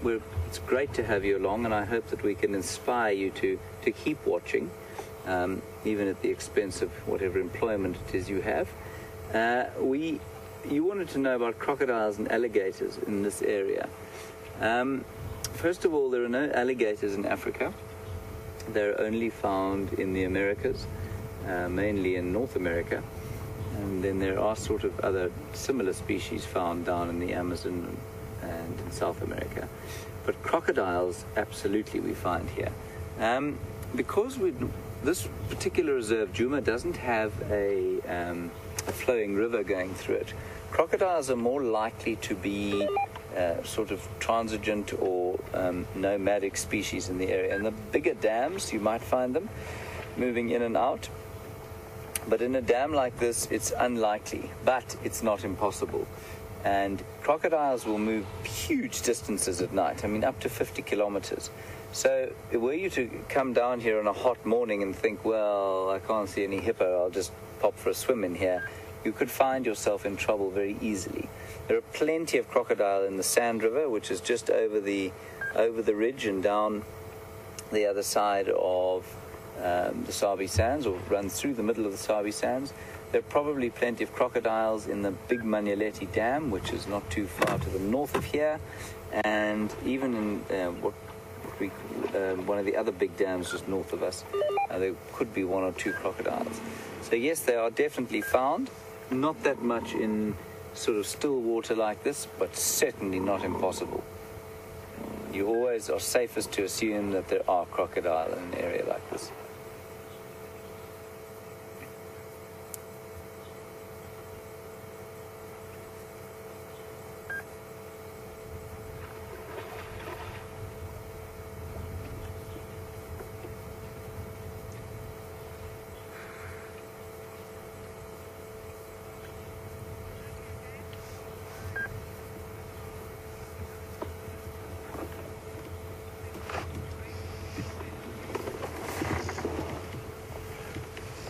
Right, we're going to cross back to Brent now.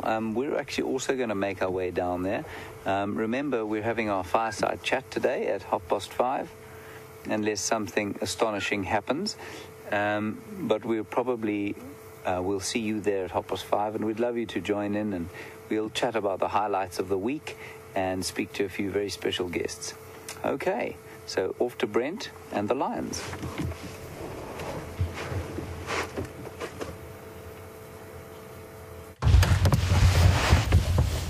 Welcome back, everyone. As you can see, the lions are still moving in front of us. They haven't moved very far.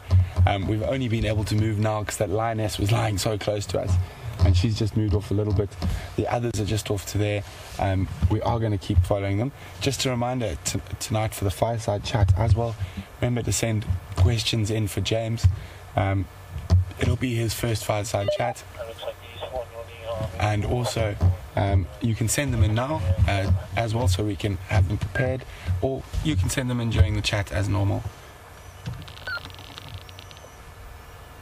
There's definitely something going on in this area with these lions. They've smelt or heard something. You can just see the behavior of these lionesses.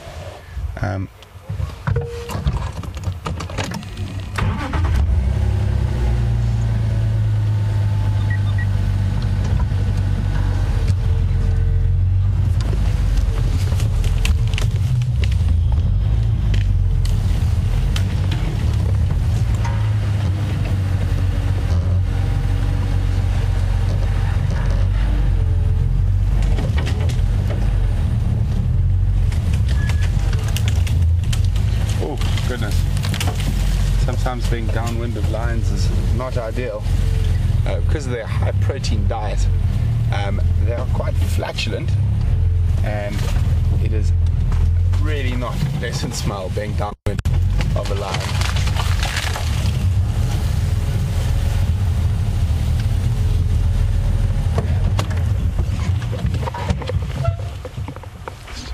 Nice light on here.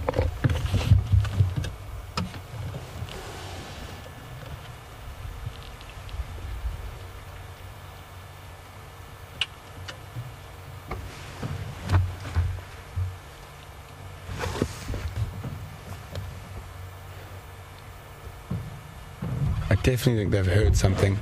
They're now splitting even more than they were earlier.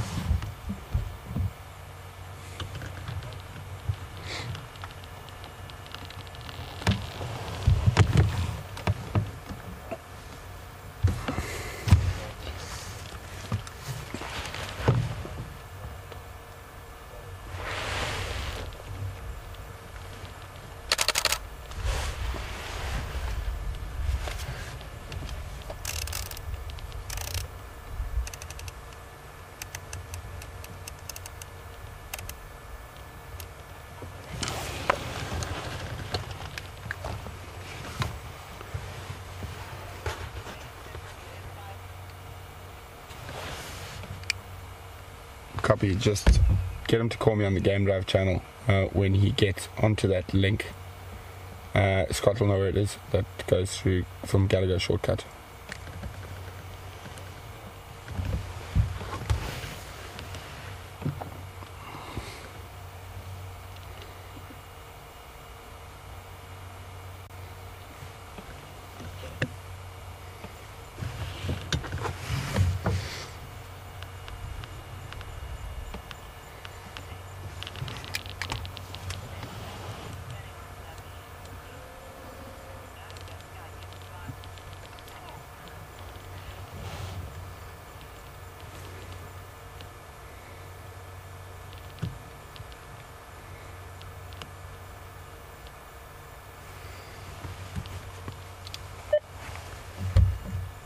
James coming.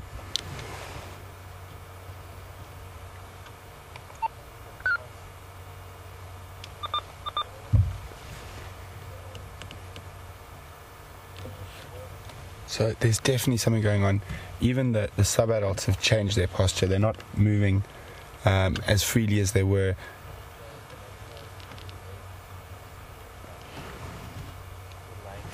They've changed direction again. The other lioness is splitting off completely.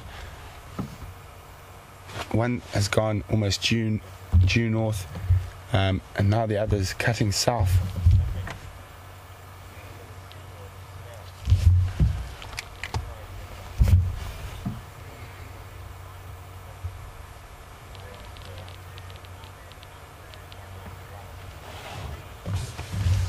Hi Reme, welcome on the Sunset Safari. Reme is asking, do I know what they've heard? Is it possibly buffalo nearby? Reme, I don't know. Obviously their hearing is far, far superior to mine. I have no idea what they've heard, but they are definitely interested in something.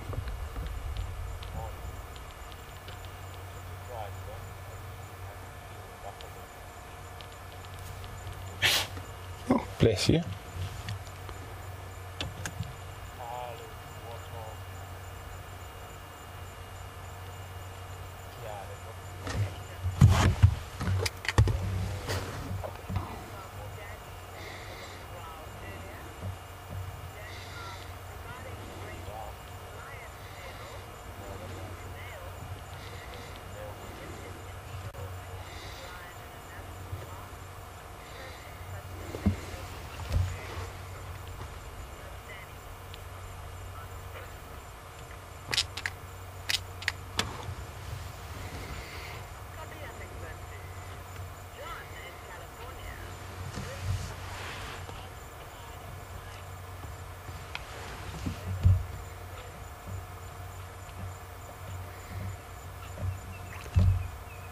Hi, John from California. Welcome on the Sunset Safari.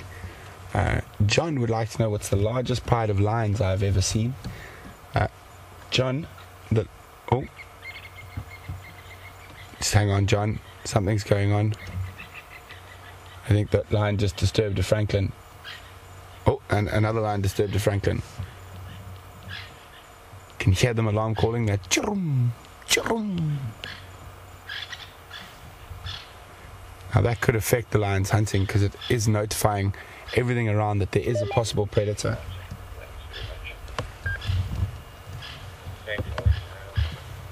But John, to answer your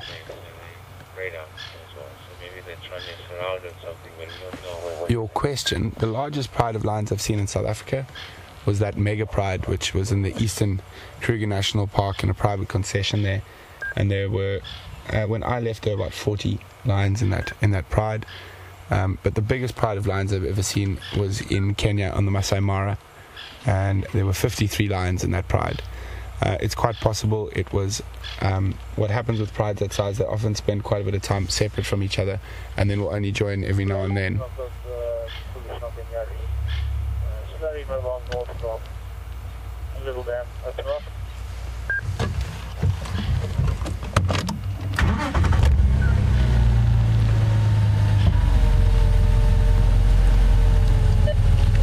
James.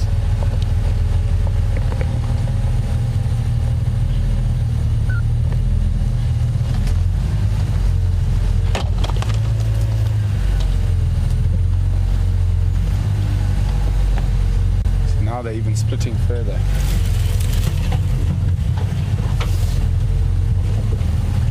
Now it's sort of we pick an individual and follow that, or we'll try to keep the individuals both on view, both to the left and right. Otherwise it can become quite tricky if they do chase something to find them afterwards. And the fortunate thing about being in an area like this where we are now is that the animals are not scared of the vehicles. They have no negative connotations to the vehicles. So even if we happen to bump into a buffalo or something, the buffalo wouldn't associate us with lions. There we go, sure, they've moved quite far.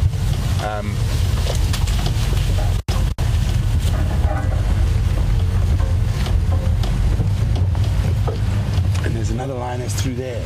Wow, okay. We're in the right spot. We've got lions to the left of us, lions to the right. And here I am, stuck in the middle with you.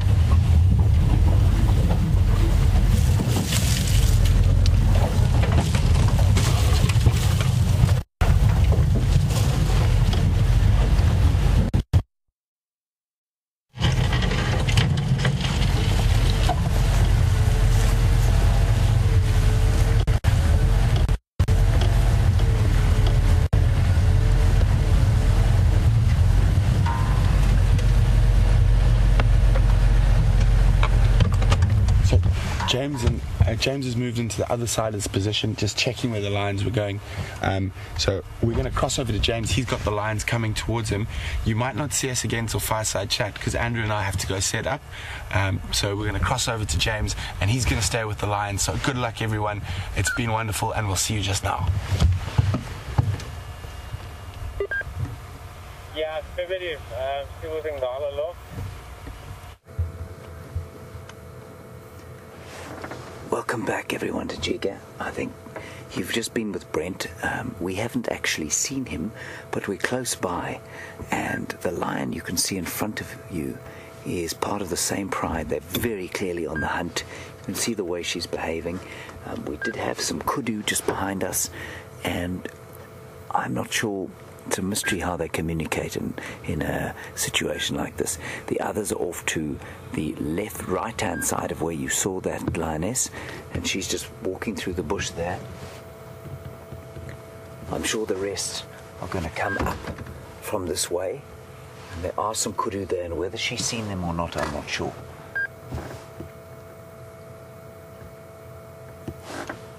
We're probably going to just nip forward and try and get a view of her. I don't want to go crashing in through here because I'm not sure where the others are.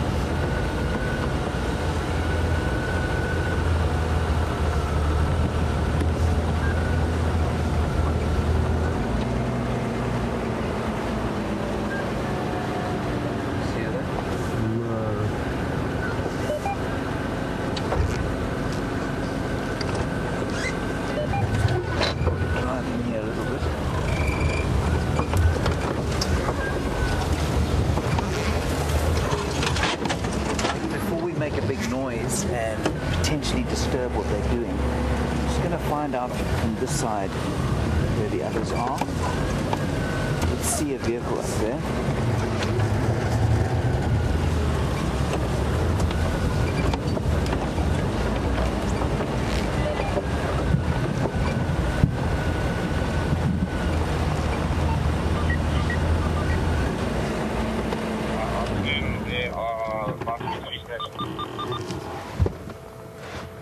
Here we go. Let's flash through there.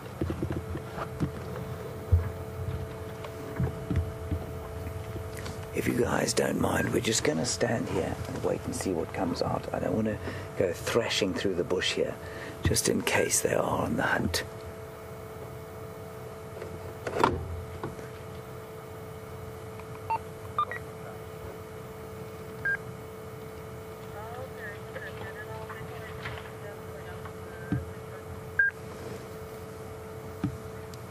Brent, come back.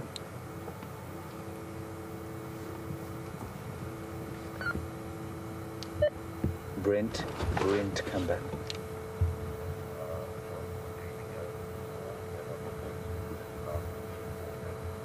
Okay, we're going to move now.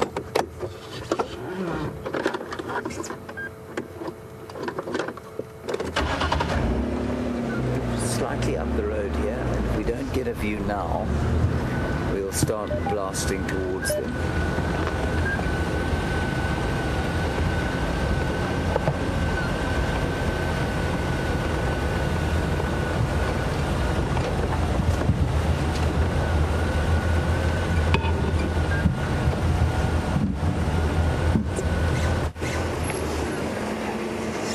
Alright, I think the time has come for us to be a bit more proactive and try and get in there.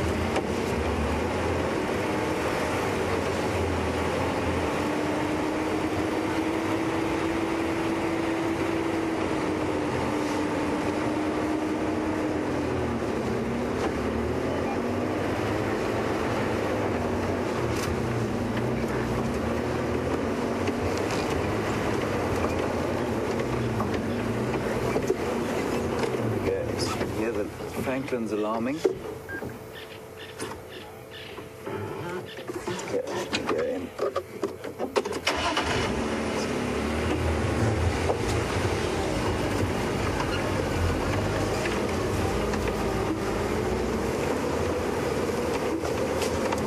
There's a lion there in front of us. Lioness coming through here. You can hear the Franklin's alarm calling. There she goes. Same direction as the other one, but parallel. You hear the Franklins going.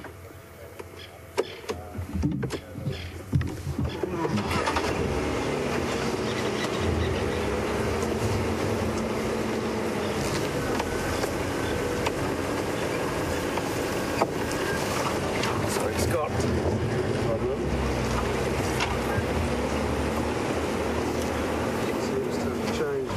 Coming back towards us, yeah? Can you see it?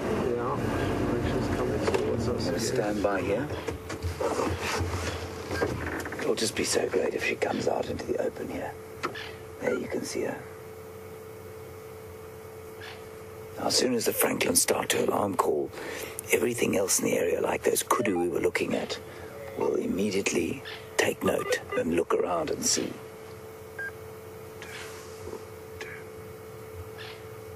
Two of them there.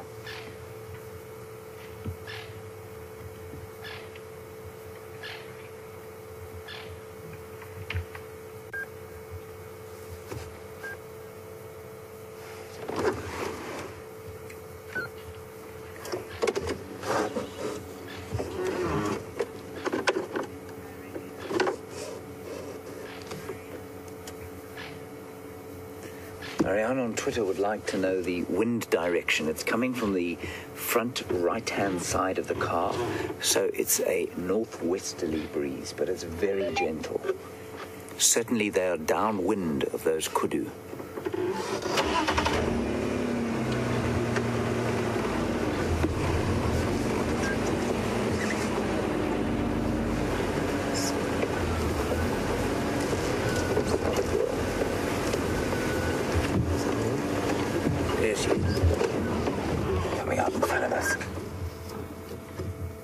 She's obviously given up on whatever she spotted.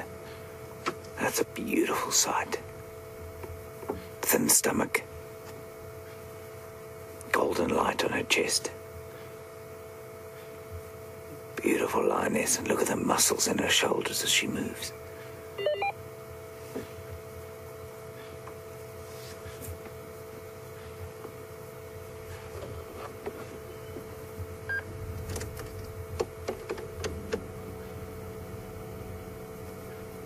Look at the white under her eyes, so easy to spot.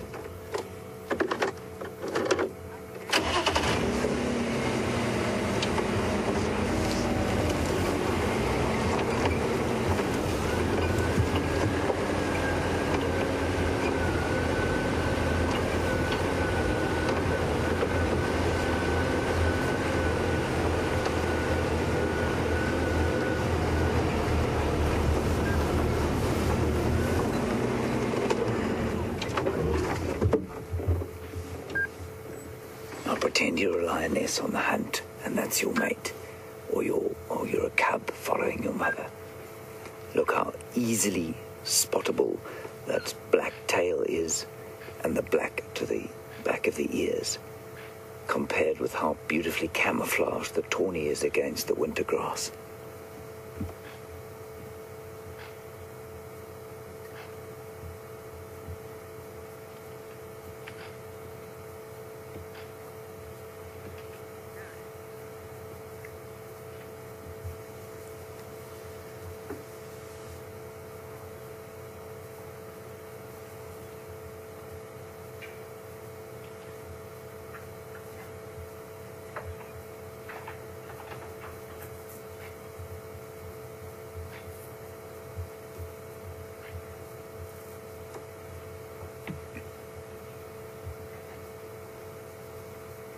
There, the others are coming just across in front of her.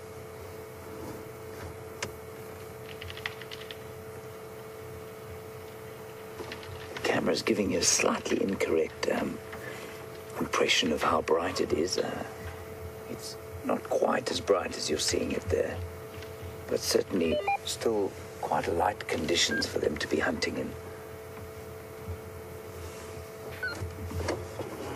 We can't get in front of her.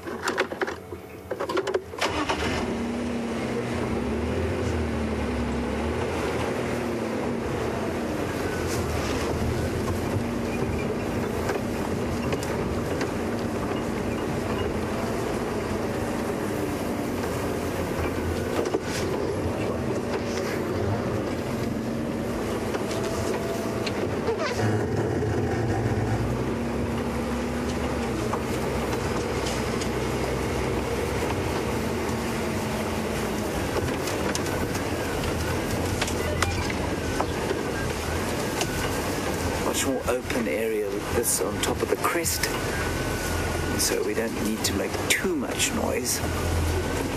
Gave us a good yawn there. You have a sub-adult coming up to join her. See him.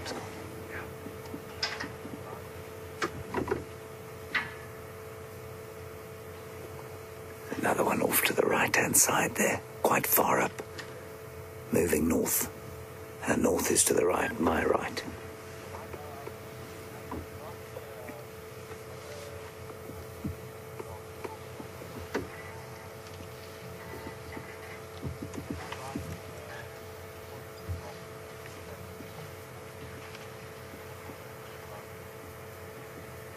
Another one in the distance there walking up.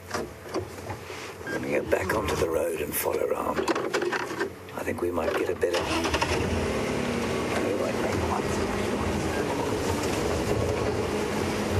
Let's go.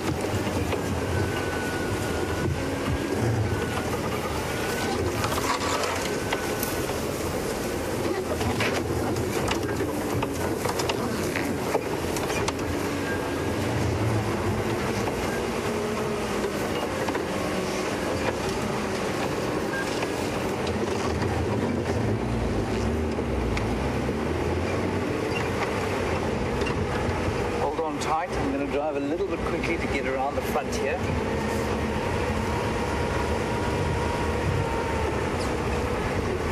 Far away from find that little link. Oh, there's an ear in there.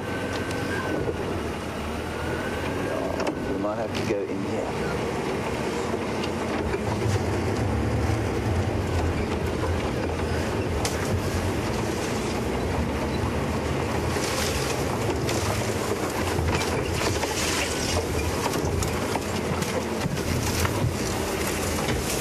Here we go in front of us again.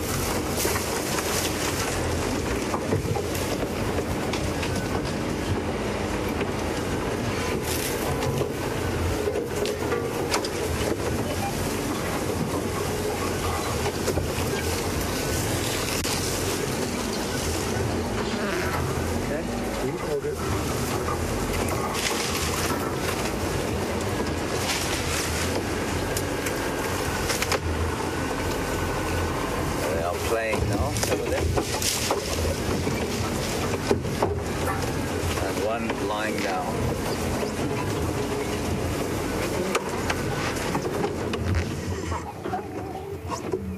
Just listen to that.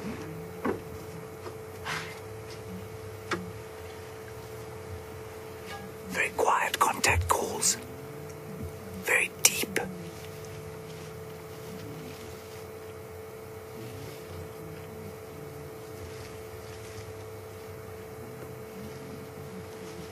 You can see those youngsters still trying to suckle and being told where to get off the bus.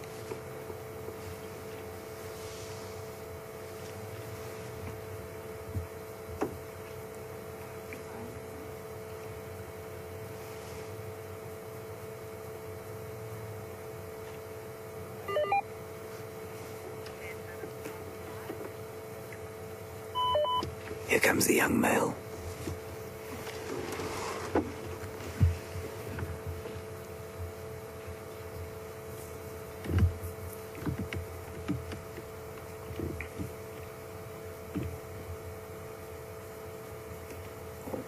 There goes the young male.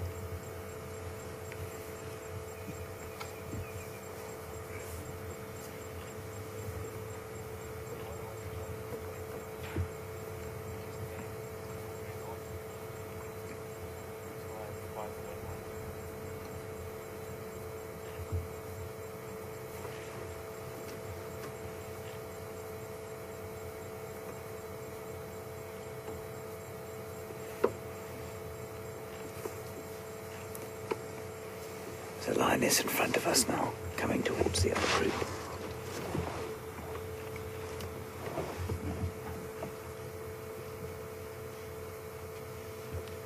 And what they will do now is, as they move into the night and into the hunt, they're not hunting seriously now. These little moments of social bonding will help their cohesion as they try and hunt.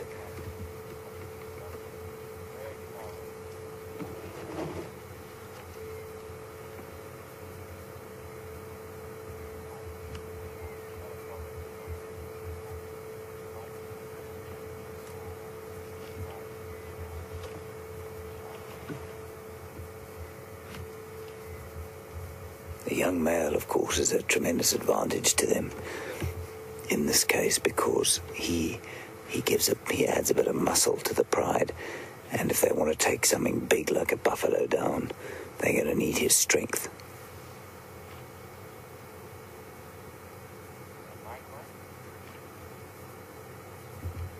And despite the immense power of the lionesses, the males are just that much bigger and therefore that much stronger.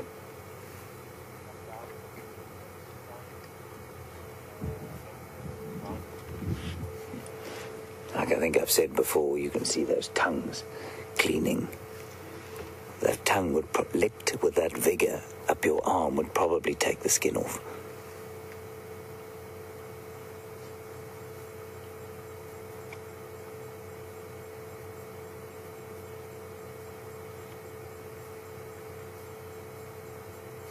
That's a wonderful sight. Butter wouldn't melt.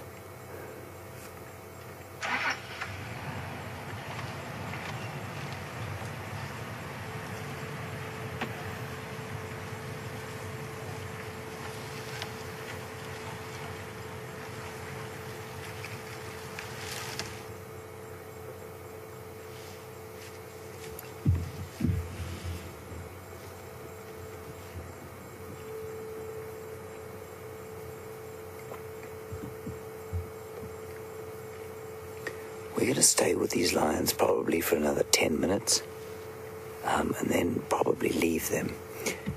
The reason for that is that they are clearly going to try and hunt this evening, and I think that given how hungry they are, we're going to disturb their hunt with a spotlight, so we'll probably leave in about 10 minutes.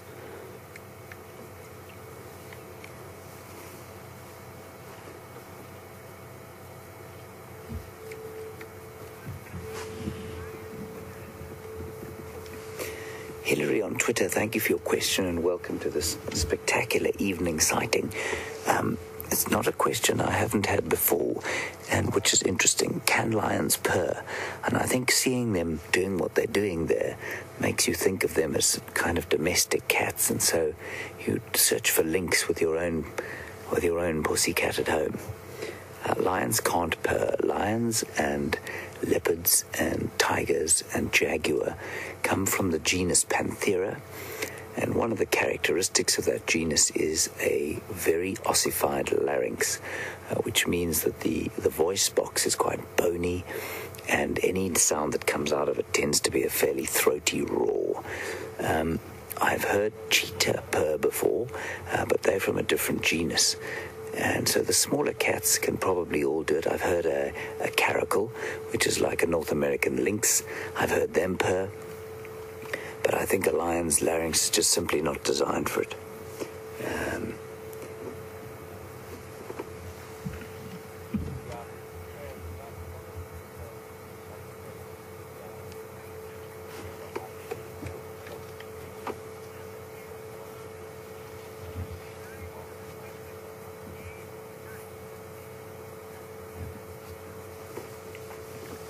Tim in Arkansas, welcome.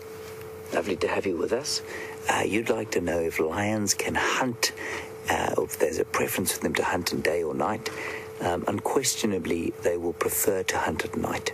They're 90% nocturnal animals. That's not to say that should the opportunity arise, they won't hunt during the day, but in this area, they will normally hunt at night time. In certain cases, they will specialize in daytime hunting.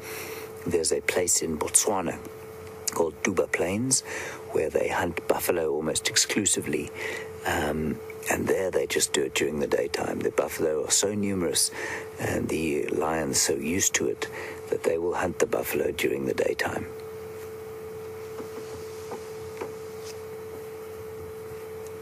That's a glorious shot. Wonderful how that autumn leaf is masked against the color of her face.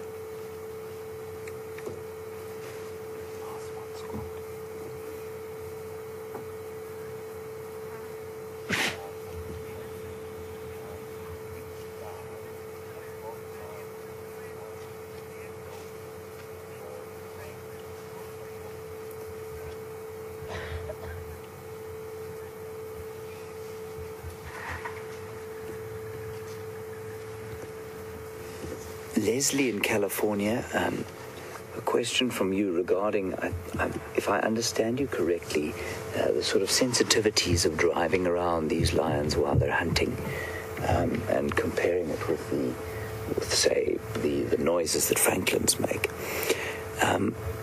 Potential prey species will immediately associate an alarm call from a francolin with, which is exactly how I found that second lion from listening to that alarm call. Any prey species will associate that noise with a threat, with normally a cat threat. Could be a bird or a snake, but in this case, obviously not the case. When we make a noise in the vehicles, and we do try and minimize it as much as possible, animals that are used to the vehicles, so be it the kudu we saw earlier or some of the nyala we saw earlier, they won't react in the same way to the sound of the vehicle, the way that they would to an alarm call from something like a francolin. So our vehicle doesn't represent an alarm call. It represents a fairly normal sound for a lot of these animals. So what we're going to do now is, in order to give them the best chance to hunt, we're going to move on. They are quite close to our boundary, and there are other vehicles in the area, so I don't want to disturb them. So if it's all right with you, I think what they're going to do is probably lie here until it gets dark and then move off on the hunt. And so we're going to carry on from here. We've had an incredible afternoon out here, and I know that Brent spent a lot of time with you. So we're going to move out slowly and make our way to the Fireside Chat, where we'd love to continue to interact with you and have your feedback and your questions. Okay.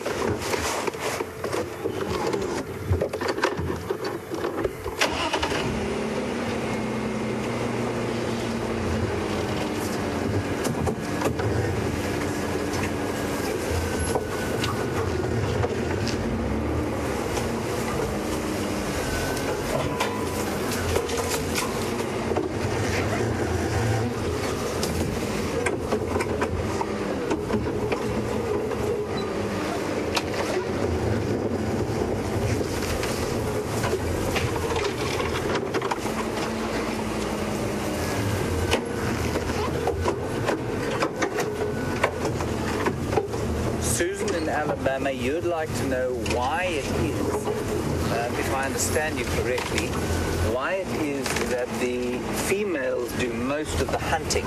A very good question.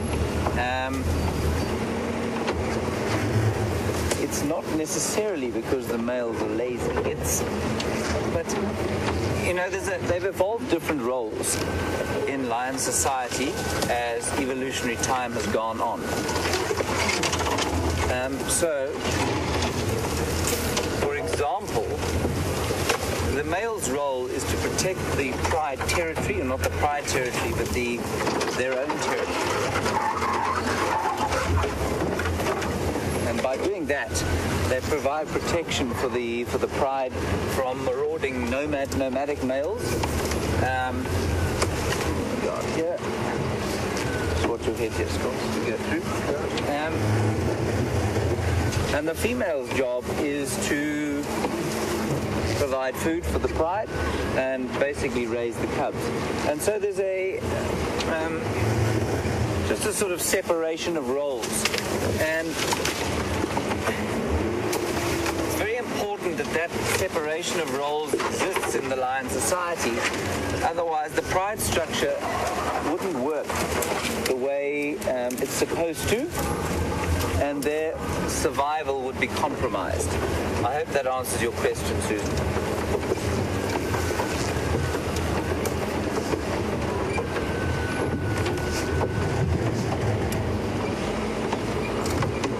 So that was a fantastic lion sighting. I'm just going to let you have a quick look at that beautiful shot that my artistic cameraman Scott has found. That's gorgeous.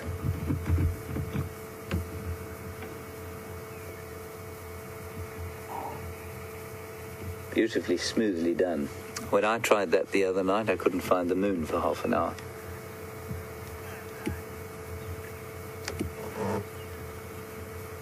Right, well, I have to take a few lessons from Scott, I think.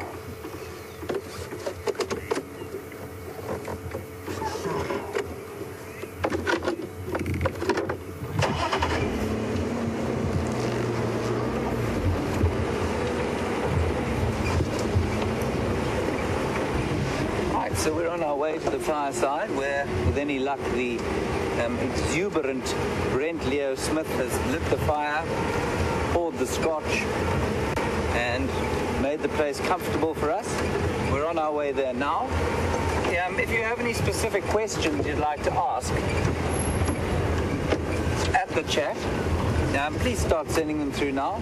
#SafariLive, questions at wildearth.tv. We'll do our best to answer them, and if we can't, we'll make sure we find out in the interim. Fireside Chat will start at about 5:30 our time.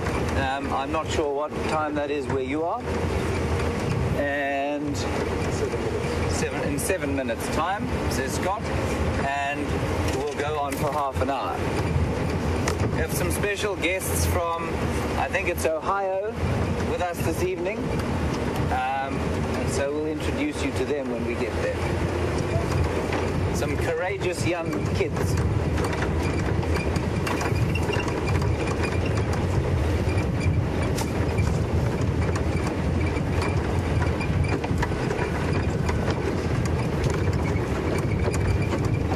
So the sun has gone down. The African night is beginning. And the lions will no doubt be on the prowl fairly soon.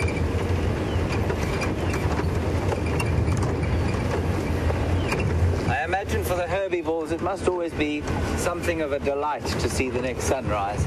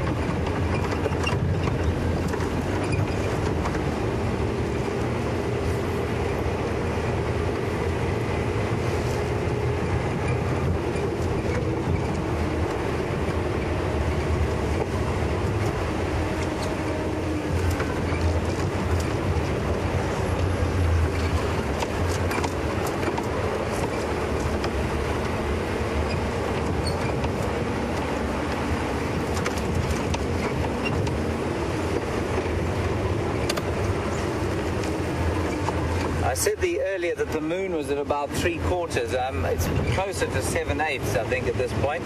So probably in about 4 nights' time we'll have a full moon. If any of you know the actual answer to that, you can tell me. I'm not particularly sure. But we're almost at full wax.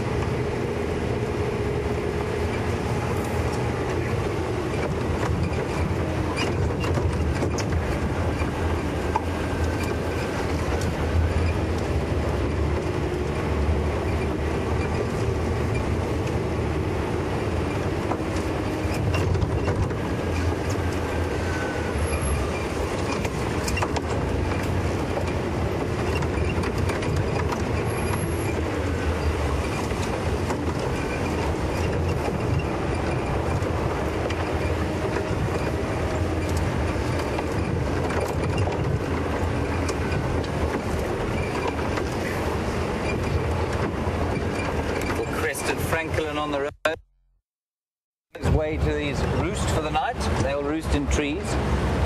Only an insane bird would sleep on the floor at night, unless it was a bird that lived in a big clearing, like a plover.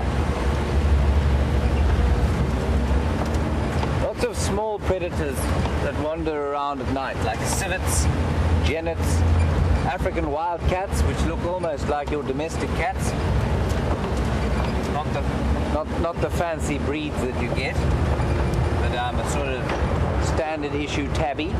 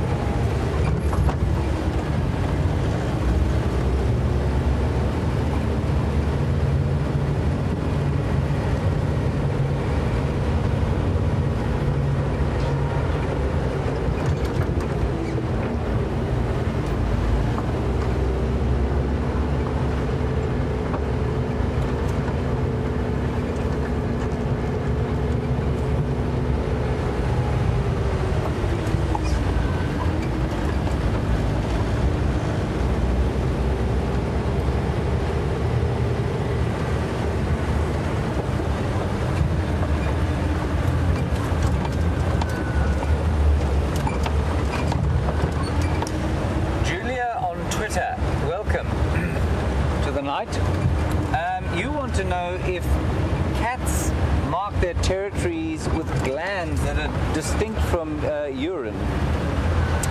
The answer is, as far as I'm aware, no. As far as I'm aware, it's mainly done with urine spraying, much like it is with your domestic cat. But then you get animals like genets or civets, which will normally mark with what we call an anal gland, which is a gland just around the tail end. And dogs often have an anal gland as well. Hyenas do, but as far as I know, and I might be wrong, the cats don't do that.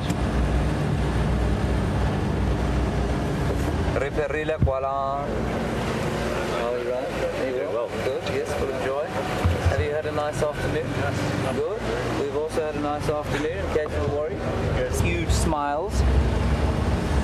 And we're now going to link across to Brent, who seems to have lit the fire, poured the large scotches that Scott and I require, and he will take you through the beginnings of the Fireside Chat, and then we'll see you there just now. We're on our way there as we speak. Off you go to Brent.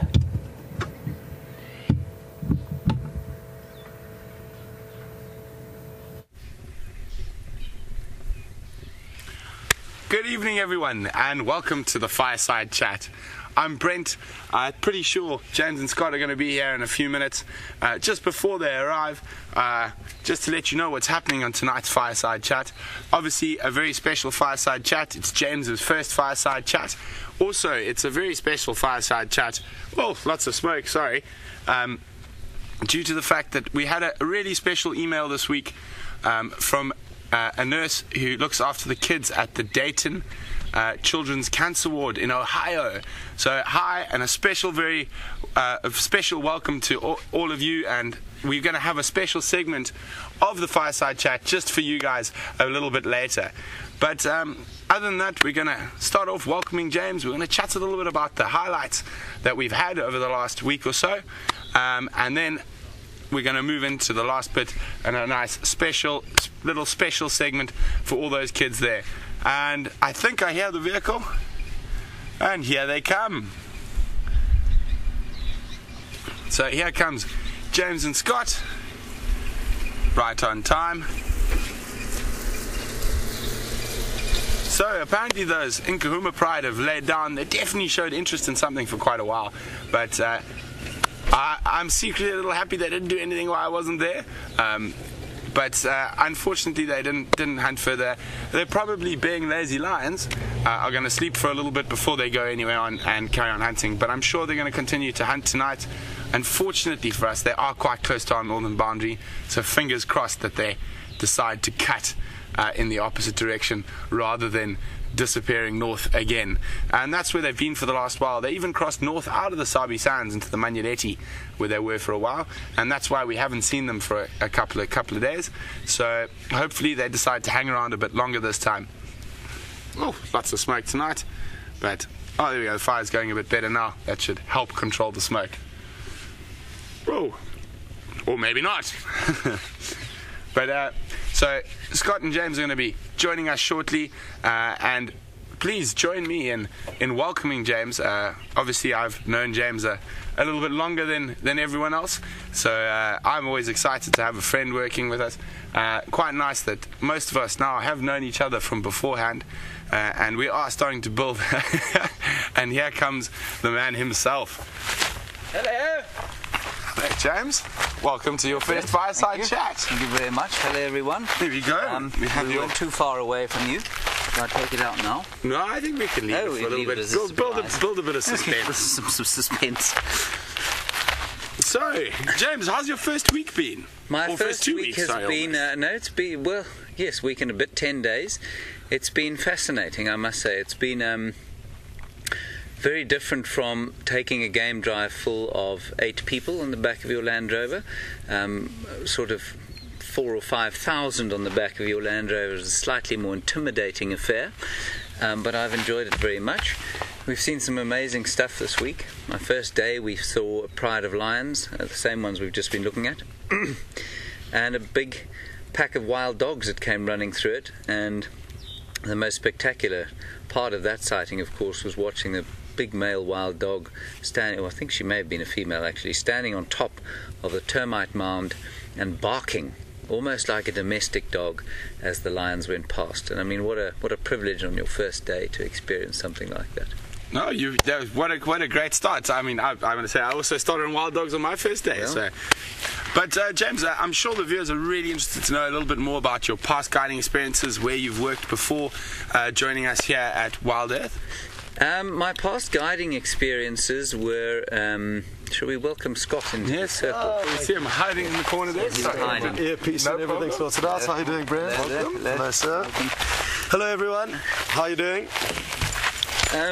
My previous guiding experience extended to. I've been in the area for 8 to 10 years around here. I started just north of here, about 50 kilometers on a reserve called Impala, which is in the Timbavati and part of the Greater Kruger National Park as well. I spent 5 years there, 2.5 years as a sort of full-time guide, and the rest as a head ranger and trainer of guides. And that was mainly because I really enjoyed getting into the nitty-gritty of the bush. So what's so great about interacting with people on a continuous basis like we are now is that we get to not answer the same questions, not that the new questions aren't great to get, but we also get to go into some of the more interesting details over the course of the time that we spend with you. Then I spent 2 years just down the way there at a place called Londolozi, where I worked. I actually spent 3 years in total there, where I did a little bit of guiding, but mainly it was training, and then a lot of research in the communities outside the reserve, because people in parks in Africa is often a contested space where poverty-stricken people live outside these game reserves, and there are often conflicts that need to be mitigated, and a lot of my research was based around those conflicts and the conditions that people live in outside these areas. And other than that, I've spent 2 years working for a wildlife film company.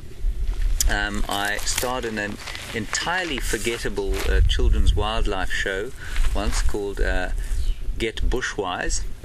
It's based on some superb books, and it was superbly produced, in my opinion. And I was the guide on that show, and that was my first sort of experience in front of camera, and I enjoyed it very much indeed.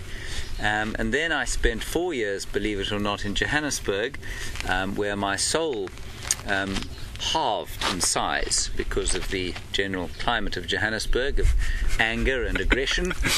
And while I was there, I was writing books and teaching the guitar in order to keep myself in peanut butter and sugar-free foods. Yes, so that's basically what I've done. Now, the guitaring people will hopefully see a little bit later, as part of the plan is for James to perform a song later on the show, so that you'll see all about shortly. But the books you wrote, a little bit more on that? There was a question earlier. I've been part of 3 books. The first one I co-wrote with some other wonderful guides. Firstly, a chap called Chris Roach, who was my original trainer, magnificent naturalist, works for and pretty much runs the ecology side of a company called WildEarth Safaris, which is a huge safari operator now. Then Megan Emmett, who's written various books on nature, and a chap called Dave Hood, who lives in the Eastern Cape now, and he's just completed a tracking app. So some fairly eminent naturalists. And our book was called Whatever You Do, Don't Run. There was a question earlier about a chap called Peter Allison, who also works for WildEarth Safaris. He also wrote a book called Whatever You Do, Don't Run. We were entirely separately doing it. Ours came out first, of course. And he mistakenly called his book the same thing, because it's a quintessential thing that guides say to their guests, especially when you go out on foot. And the last thing you tell them before you go out is, if we should surprise an animal, whatever you do, don't run.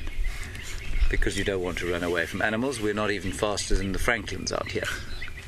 Then the other 2 were fiction, were novels based on my experiences at 5-star game lodges. So people often ask around the Boma fire, like we're sitting like this, or around the dinner table, tell us about what goes on behind the scenes.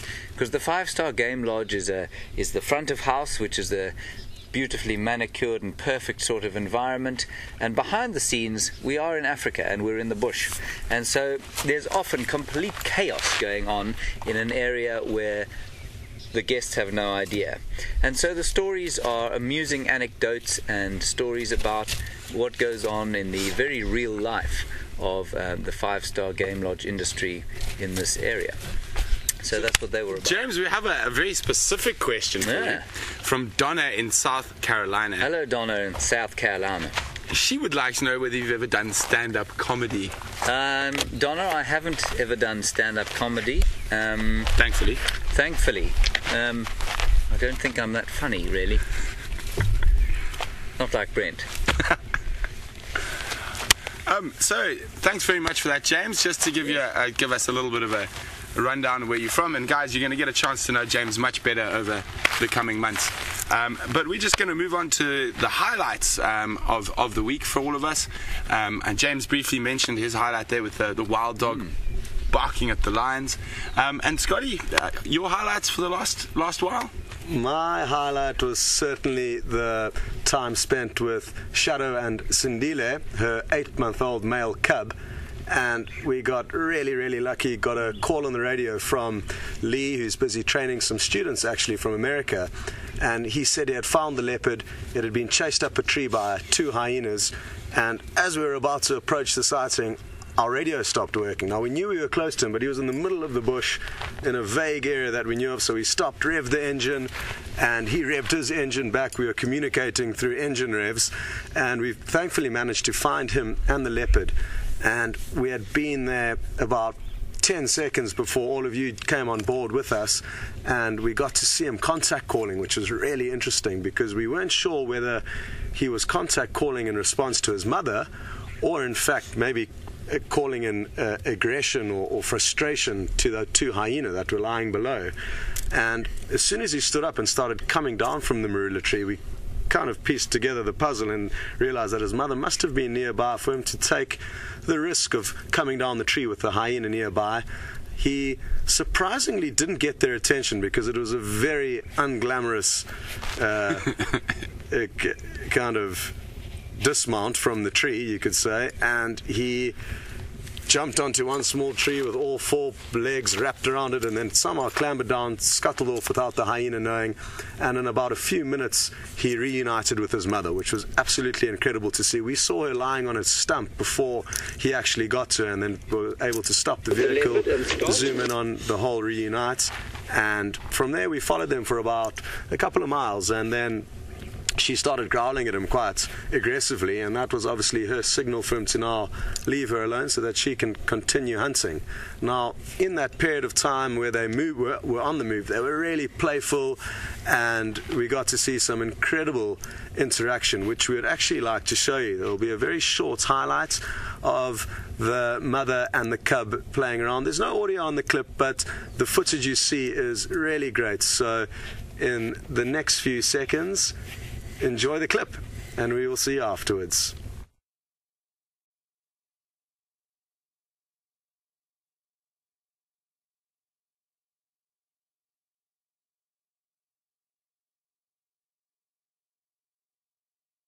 Kind of interaction. I won't lie, I'm a little bit jealous. I am a little bit jealous. But let me remind you, Brent, that the last time that I saw that cub was probably 3 months before. So it was a long time that I'd seen that cub. It's probably doubled in size since I last saw it. The last time I saw it, like I said, it was probably half the size, and it was nestled up in a knobthorn tree, hiding from some hyena that had been attracted to the same tree that it was in, because there was also an impala dangling in that tree that Shadow had managed to catch. But now we're seeing more of them, which is great. And even this morning we got to follow Shadow again. We just missed him after again she told him to stay put after being on the move with him. But yeah, that's certainly been my highlights. And speaking of jealousy, Brent, while I was on leave, was the first presenter in 7 months to find a serval. Oh, I was very, very lucky. We were actually looking for Shadow that day. We were on Arethusa. Brian and I were just moseying along. We weren't even live. And then all of a sudden we just saw this very small cat jump up and disappear, and I was like, oh look, it's a serval, and I get on the radio and I got hold of Nikki, quickly, we need to see the serval before it disappears. And fortunately it was actually quite relaxed, and it was a young serval. It wasn't an adult serval. I'd probably say sub-adult, And I've been back about 8 times to that exact same area to look for it, but no luck so far. But yeah, really, really exciting. I think the only other serval that's been seen on WildEarth was killed by Shadow. Exactly. It's very unpleasant of Shadow to have killed the serval. But no, it's been a bit slow this last week or so. So it has picked up today. We've been very lucky to have 2 cat sightings this morning. But yeah, definitely has been a little bit slow. But that's the bush. It changes every day. It's been slow, but it's been, especially for somebody who's come in here for the first week, and I've been back in the city for a while, and I was up north of Phalaborwa, which is an entirely forgettable town just north of where we are now. In fact, don't ever go there. Forget I mentioned it. But it's been wonderful to be back in the wild again, and we forget, I think. We come into these areas, and especially if we work at these high-pressure lodges where we need to find animals for people who've spent a lot of money to come out here and see what we have to offer. The time and a place like this where there is space, where there is silence, and where there's just a feeling of wilderness is just wonderful. And so I think we get very caught up with trying to find big animals and trying to find... And it's certainly very pressurized with the camera on the back of your car, and to try and show people the incredible wonders that this place has to offer. But for me, one of the great highlights of this week has been being back in a place where I can't hear any cars, and I can't hear cowbells dingling, or children crying, or dogs barking. And so I hope that you are able to pick some of that up as we go through our drives, because it's a real privilege to have that sort of thing. So we have a question. I think, Scotty, you can take this one. It's from Matthew, who's 9 years old, from the Dayton hospital. Matthew would like to know, why did the mommy leopard leave her baby by itself? Won't he get afraid of the dark? Well, hello Matthew, and welcome to the campfire with us. You've asked a very, very good question. Now, a lot of people will wonder, why would a mother leave its young cub alone? The answer to your question, Matthew, is that they need to feed their cubs. So without going off and leaving the cub alone, they won't be able to get any food. Now, the reason why they won't be able to get any food if the cub comes along is because he's still so playful and clumsy and still needs to learn about hunting. So by him being with her, he may ruin the opportunity and chase off animals before she gets a chance to catch them. So thankfully, though, for leopards, they learn from a very, very young age, just from a month or so, to climb up trees. And what that means is that it doesn't matter what animal comes across them, they'll always be able to climb up a tree, and nothing should be able to give them any trouble once they're up there. The lions can't climb trees, the hyena can't climb trees, and those are the 2 main animals that will kill baby leopards. It is a very good question, and it just goes to show how clever those little cubs are and how tough and brave they are, because they do get left all alone in the scary place day and night. So thank you very much for sending through that question, Matty, and hopefully we'll be able to find him in the morning just to show you that he's still okay. But he's been around for 8 months now, so he's well on the road to adulthood. So James, the next one is from Lily, also from Dayton, and she wants to know how and what do you use, 11 years old, and she wants to know how and what do you use to wash your hands because you keep picking up so much poop. Lily, normally I lick my hands. No, I don't. Hygiene is obviously very important. All I do, you must remember that I don't pick up carnivore dung, so any of the dung that comes out of a cat or a dog or something like that, which smells really bad. And I don't know if you've ever smelt, maybe where you're in America, cow dung or horse dung. It doesn't smell great when it's fresh, but after an hour or so it doesn't smell of anything at all. And it's just grass. It's just grass or leaves and a few bacteria that come from the stomach of an animal, and we know that those bacteria don't harm us at all. It's very unlike the dung of a carnivore or even a primate like us, which dung tends to carry a lot more toxic material in it or poisonous stuff, and the dung of a herbivore is really not not that poisonous. In fact, it's not poisonous at all. In fact, there's a game in South Africa which some people like to play called bok drol spoeg, which basically means antelope dung spitting competition, where people will take the small pellets from something like an impala, plop them in their mouths, and then spit them.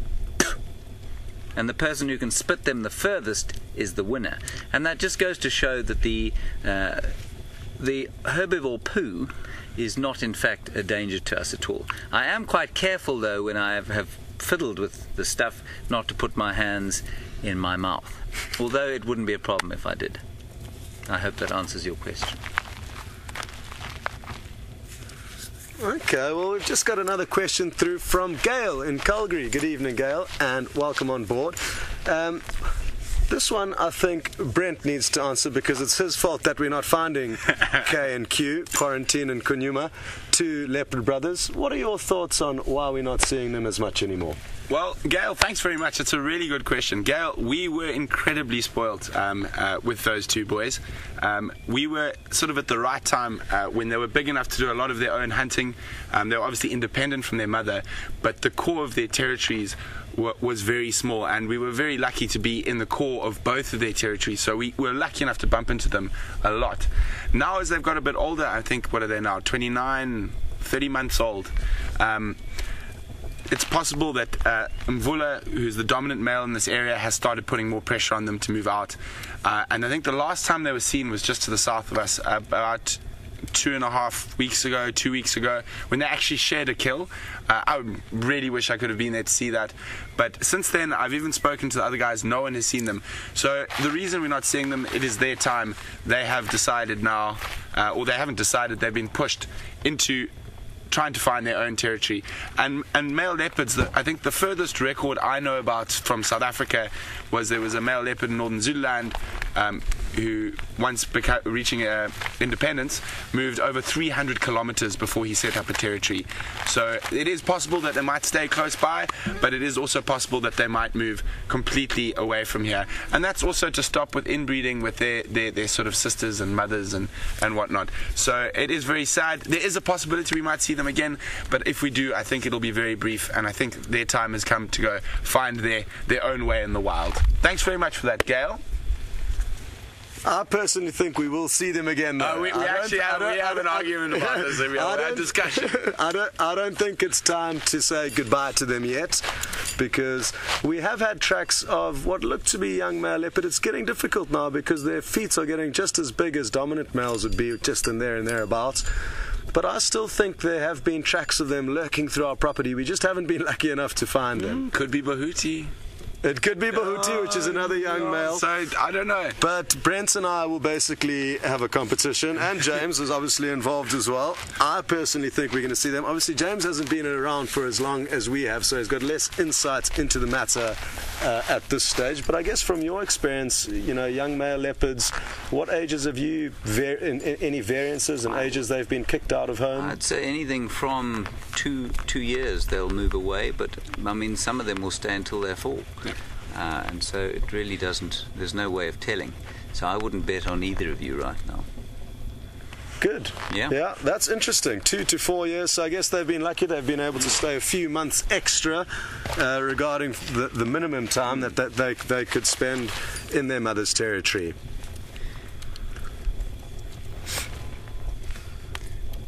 So I just wanted to add one more thing about that question about the darkness of the leopards and leaving the cub.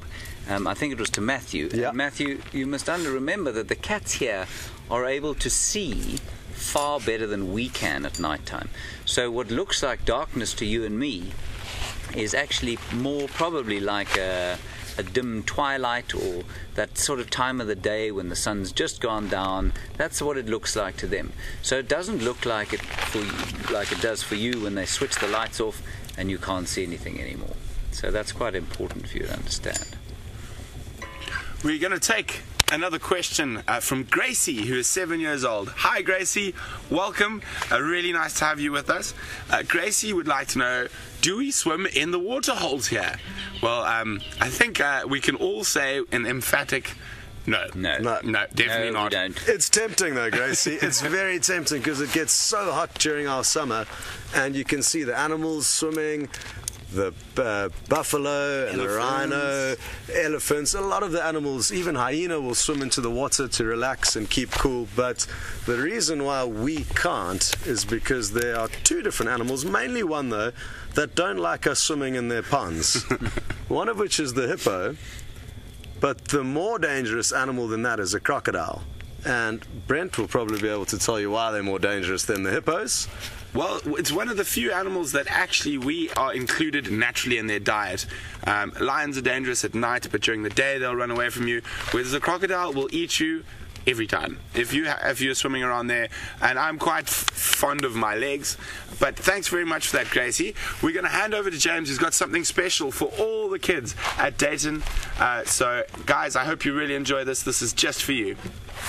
So I'm going to sing you a little song now, and this song was written by a great South African called Johnny Clegg, and it's about warriors. And you kids there in the Dayton ward are little warriors of the world. And the song is about the great big African sky and the strength that the African sky will give us and gives us every day. And it's about these warriors who have to go off from where they've lived in a place like this and go off to the city and live underground, where they have to think about the sky for their inspiration. And so this little song is about the warriors of Dayton and the warriors of Africa, and I hope that you will draw some strength from the amazing African sky that we try and show you every day. It's called African Sky Blue.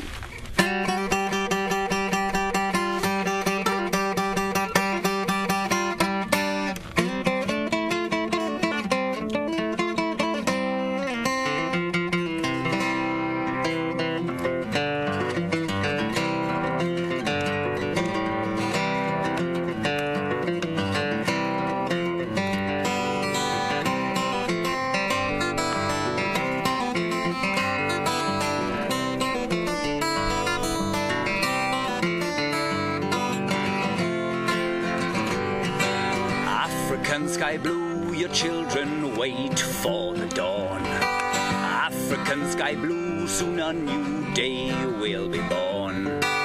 African sky blue, will you bless my life?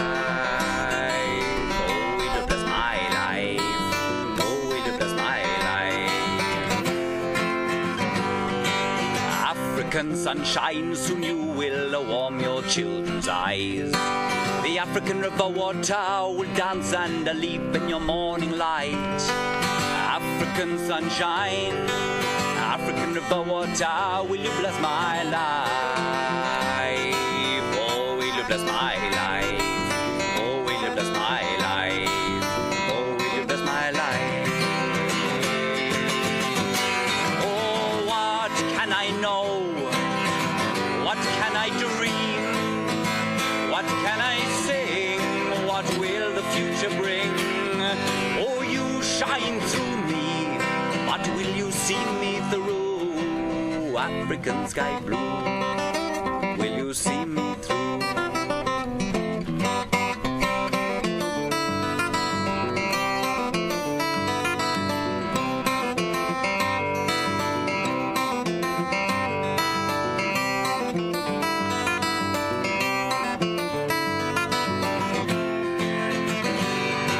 African thunderstorm, your soldiers march through the air.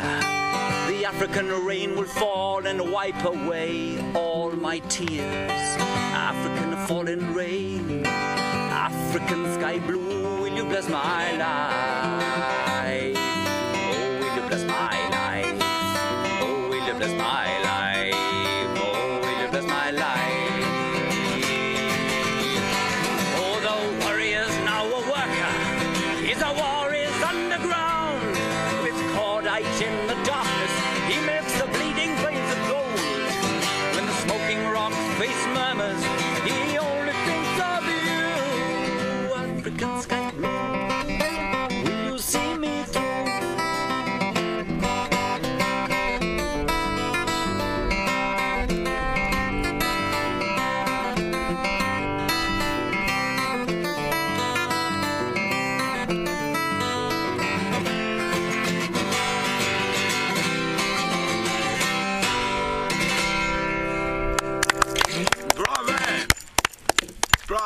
Well done, Mr. Henry. Thank goodness James can sing, because if Scott and I started singing, you would both log off immediately. Everyone would disappear. And obviously play the guitar too. It's two things that we can't do. Thank you very much. I hope you enjoyed that. Thanks very much, James. Guys, we really are hoping and pulling through for you guys there in Dayton. Keep watching us. We really appreciate the fact that you do. It's very, very special to be able to just do something little for you guys. So thanks very much, and hope you guys keep watching. Yes, and keep sending us questions. Send us as many questions as you can, and we'll do our best to answer all of them, because it's often all your questions from people young and old, but especially youngsters, that keep us thinking. So please, everyone, send through questions and join us on the drives, and that way we can help cater for you and craft the safari just for you guys and try and find certain animals for you. And just remember, there's no such thing as a stupid question. Any question is a good question. There are many stupid answers, of course, to questions, but there are no stupid questions. So please, anything you want to know, send them through. We'll try and answer them to the best of our ability. Now for a little bit of fun, due to some comments made earlier in the week by me, there's a request for a height comparison for the three of us. We're all sitting at the moment. It's a very fair comparison at all, actually. You've got to show off with your guitar now. We make up with our height. So if we all stand next to each other, so we're actually all in height. There we go. There you can see James is actually the tallest out of everyone. Yes. So there we go. Very tall. It's actually kind of a perfect... It is. It's sort of, we just step down. Yeah. Or step up. Yes, there we go. Okay, there we go. It's enough credit for Brent. Well, from all of us here at Wild Earth, thank you so much for joining us at the campfire tonight and also on the drive, and we all look forward to seeing you tomorrow. And thanks very much to Andrew on camera and to Nikki and Eugene in Final Control. Cheers, everyone. Hope to see you on the Sunrise Safari.